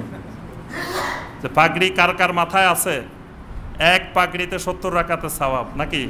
পাগড়ি বাঁধে নামাজ পড়লে 1 রাকাতে 70 রাকাত। ইমাম সাহেব জুমায় বয়ান করে দিছে, এখন মাগরিবের সময় মুসল্লি আসছে নামাজে, আসে থেকে আল্লাহু আকবার, পাগড়ি বাঁধার তো কিছু আনলাম না, তো লুঙ্গি আছে, বাস লুঙ্গি খুলে বান্ধি ফেলছে মুসল্লি 70 রাকাতের আশা, নিচে খোলা উপরে পাগড়ি। বর্তমানে এরকম দেখবেন অনেক মহিলারে দেখি রাস্তায়, নিচে দিয়ে জিন্সের প্যান্ট, নিচে সব খোলা, উপরে দেখি যে বাঁধতে বাঁধতে বাঁধতে বাঁধতে শেষ। তো তোমার উপরে যেটা বাঁধছো এটা নিচে বাঁধলেই তো হয়, এটা উপরে বাঁধাচ্ছে, নিচে বাঁধা বেশি জরুরি। নিচে খোলা সব, উপরে দিয়ে দেখি যে বাঁধতে আছে। এটা হলো ওই লুঙ্গি খুলে পাগড়ি বাঁধি ফেলছে। এখন দেখেন আমাদের অবস্থা হলো এরকম, ইমানে নাই সেটার খবর নাই, ইমান কত আগে নষ্ট হয়ে গেছে। এখন খবর হইলো খালি 3 সুন্নত, অথচ এটা সলাৎ। যারা বলছেন যে এটা সুন্নত, তারাও বলছেন যে এটা আদায় না করলেও নামাজ হবে। আবার যারা বলছেন যে এটা সুন্নত না, আমি নাচতে বলা সুন্নত, তারা বলছে জোরে বললে নামাজ ভাঙবে না, নামাজের কোনো ক্ষতি হবে না। অথচ ইমামেরা ছিলেন সহনশীল, আমরা হয়ে গেছি উগ্রপন্থী। এক গ্রুপের কথা হইল এই দুনিয়া কেয়ামত হয়ে গেলেও এটা ছাড়া যাবে না। কেয়ামত ইসরাফিল যদি গিয়ে ফুৎকারও দেয় তো এই 3 সুন্নত ধরে রাখতে হবে। এখান দিয়ে তার দাড়ি নাই সেই খবর নাই, এখান দিয়ে তার 1000 সুন্নত নাই সেই খবর নাই, এই 3 সুন্নত যে কোনোভাবে রাখতে হবে। মানে আল্লাহ দুনিয়াতে পাঠাইছেন খালি এই 3 সুন্নত জীবিত রাখার জন্য, আর আখলাকের কোনো খবর নাই। দুনিয়ার মিথ্যা কথা, দুনিয়ার গীবত, দুনিয়ার ওয়াদা ঠিক নাই, দুনিয়ার লেনদেন ঠিক নাই, আখলাকের কিছুই সুন্নত নাই, খালি 3 সুন্নত। আবার আরেক গ্রুপ হয়েছে যে কেয়ামত হয়ে গেলেও প্রয়োজনে জেহাদ ঘোষণা, তাও এই 3 সুন্নত পালন করতে দেওয়া যাবে না, এরকম আরেক গ্রুপ। 2 গ্রুপে উগ্রপন্থী। এজন্য আমরা বলবো আল্লাহর ওয়াস্তে যে এই ইখতিলাফি মাসাইল যেগুলো নিয়ে ইখতিলাফ আছে, এটা আজকে এই যুগের নতুন মাসালা না, এটা হাজার হাজার বছরের মাসালা। যুগে যুগে ফুকাহায়ে কেরাম কেউ এটার পক্ষে বলছেন, কেউ বিপক্ষে বলছেন। তো তারা তো এরকম মসজিদে মসজিদে ঝগড়া করেন নাই, ঝগড়া করে করে 3 সুন্নতের জন্য আলাদা মসজিদও বানান নাই, কেউ কাউকে মসজিদ থেকে বেরও করে দেন নাই, কেউ বলেন নাই যে এটা আমার মসজিদ। পৃথিবীতে কেউ আমার মসজিদ দাবি করে নাই, মসজিদ হলো আল্লাহর, মাসাজিদুল্লাহ। এখন দাবি করা শুরু হয়েছে এটা আমার মসজিদ, এরকম দাবি করে অনেকে, এটা আমার মসজিদ, এটা হানাফি মসজিদ। মসজিদের বাইরে থেকে লেখা আছে আল মসজিদুল হানাফি, এরকম লেখা আছে বাইরে, লিখে দেন আল মসজিদুল হানাফি, এটা হানাফি মসজিদ। কয়টা হানাফি মসজিদ খবরদার এখানে কেউ জোরে বলবেন না। আবার আরেক জায়গায় লেখা আছে আহলে হাদিস মসজিদ। মসজিদ আহলে হাদিস মসজিদ হানাফি হবে কেন? মসজিদ সব বাইতুল্লাহ, সব আল্লাহর মসজিদ, মাসাজিদুল্লাহ। এখানে আল্লাহর বান্দারা আসবে, আল্লাহর বান্দারা সালাত আদায় করবে। যেটা মসজিদে হারামে, মসজিদে নববীতে হইতেছে, কত রকমের নামাজ পড়তেছে, কেউ কাউকে বাধা দিতেছে। আপনার পাশেই কত রঙের নামাজ, ডাইনে 1 রঙের নামাজ, বামে 1 রঙের নামাজ, কি দেখেন নাই হাজী সাহেবেরা? আপনার ডাইন পাশে যে মুসল্লি, উনার নামাজের সাথে আপনার মিল নেই, আবার আপনার বাম পাশে যে মুসল্লি, তার নামাজের সঙ্গে আপনার মিল নেই। এরকম দেখছেন না? আপনি ঝগড়া করছেন তাদের সাথে? কোনো ঝগড়া নাই, যার মনে যেভাবে। এটাই সবচেয়ে বড় আল্লাহর নেয়ামত যে এরা নামাজ পড়তে আসছে, এটাই বড় নেয়ামত। 95 যে নামাজ পড়তে আসে নাই, ওইটার কোনো খবরে নাই। যে 5 ভাগ আসছে, সেই 5 ভাগে ঝগড়া করতেছে আর মারামারি করতেছে। ওই 95 বলতেছে আল্লাহর বিরাট শুকর যে আল্লাহ মসজিদ পর্যন্ত নেয় নাই। কারণ মসজিদ পর্যন্ত নিলে আমিও তো এই দলের মধ্যে ঢুকে যেতাম, আমিও তো মারামারি করতাম। তো মসজিদ থেকে বাইরে থাকার কারণে, নামাজ না পড়ার কারণে এই দলাদলির মধ্যে নাই। এই জন্য এসব ফিকহি মাসালা নিয়ে আমরা কোনো ইখতিলাফ না করি, উগ্রপন্থা অবলম্বন না করি। আচ্ছা, ইমাম সাহেবের মসজিদে জোহরের সালাত পড়ছিলাম। ইমাম সাহেব সালাত শুরু করার পূর্বে মসজিদে প্রবেশ করার সময় পিছনের দিক দিয়ে বললেন, দাঁড়িয়ে কাতার সোজা করুন, মোবাইল বন্ধ করুন। আমার প্রশ্ন হলো, আপনার মাধ্যমে জানতে পারলাম মুয়াজ্জিন একামত দেওয়ার আগে কোনো মুসল্লি দাঁড়াতে পারবে না। আচ্ছা, কোনো ব্যক্তি মৃত্যুর সময় আল্লাহকে দেখার ইচ্ছা করতে পারবে কিনা? জি, সেটা হলো যিনি বলছেন উনি সুন্নতের খেলাফ বলছেন। আপনি বর্তমান দুনিয়াতে সালফে সালেহিনের মানহাজ এবং একটু আগে তো বললাম যে আপনি সালফে সালেহিনের মানহাজ খুঁজতে হলে যে আলেমগুলার নাম বললাম এদের আমলগুলা দেখবেন, তাহলে বুঝতে পারবেন যে আমাদের সালফে সালেহিনদের মানহাজ কী ছিল। আরেকটা হলো মক্কাতে মসজিদে হারাম এবং মসজিদে নববীতে আলহামদুলিল্লাহ এই শত শত বছরের পরেও এখনও সালফে সালেহিনের মানহাজ আছে। রাজনীতিক বিভিন্ন মতাদর্শ থাকতে পারে সে আরবে বিভিন্ন দেশে, সেটা আলাদা জিনিস, কিন্তু দ্বীনি বিষয় যেগুলো সেইগুলো সালফে সালেহিনের মানহাজের উপরে আজও বিদ্যমান আছে। এজন্য আপনি সেই সালফে সালেহিনদের মানহাজে যারা আছেন সেখানে দেখেন ইমাম সাহেব কি আগে বলতেছে না পরে বলতেছে, সেটা দেখলে তো আপনি বুঝতে পারবেন যে এক মুয়াজ্জিন একামত দিচ্ছে, তারপরে যাই ইমাম সাহেব বলতেছে ইস্তাও আকিমু সুফুফাকুম ওয়াতাদিলু ওয়াসুদ্দুল খালাল ফাআতিম্মু সাফফাল আউওয়ালা ফাল আউওয়াল। এটা কি একামতের আগে বলতেছে না পরে বলতেছে, সেটা দেখলেই তো বোঝা যাবে। সেই মদিনাতে যে আমল আছে মনে করবেন যে এটাই নবী সাল্লাল্লাহু আলাইহি ওয়াসাল্লামের সহি আমল, সবচেয়ে সহি আমল, এবং কিয়ামত পর্যন্ত থাকবে। কারণ দাজ্জাল মদিনায় ঢুকতে পারবে না, মদিনা দাজ্জাল মুক্ত থাকবে, মদিনার এলেম দাজ্জাল মুক্ত পবিত্র এলেম থাকবে।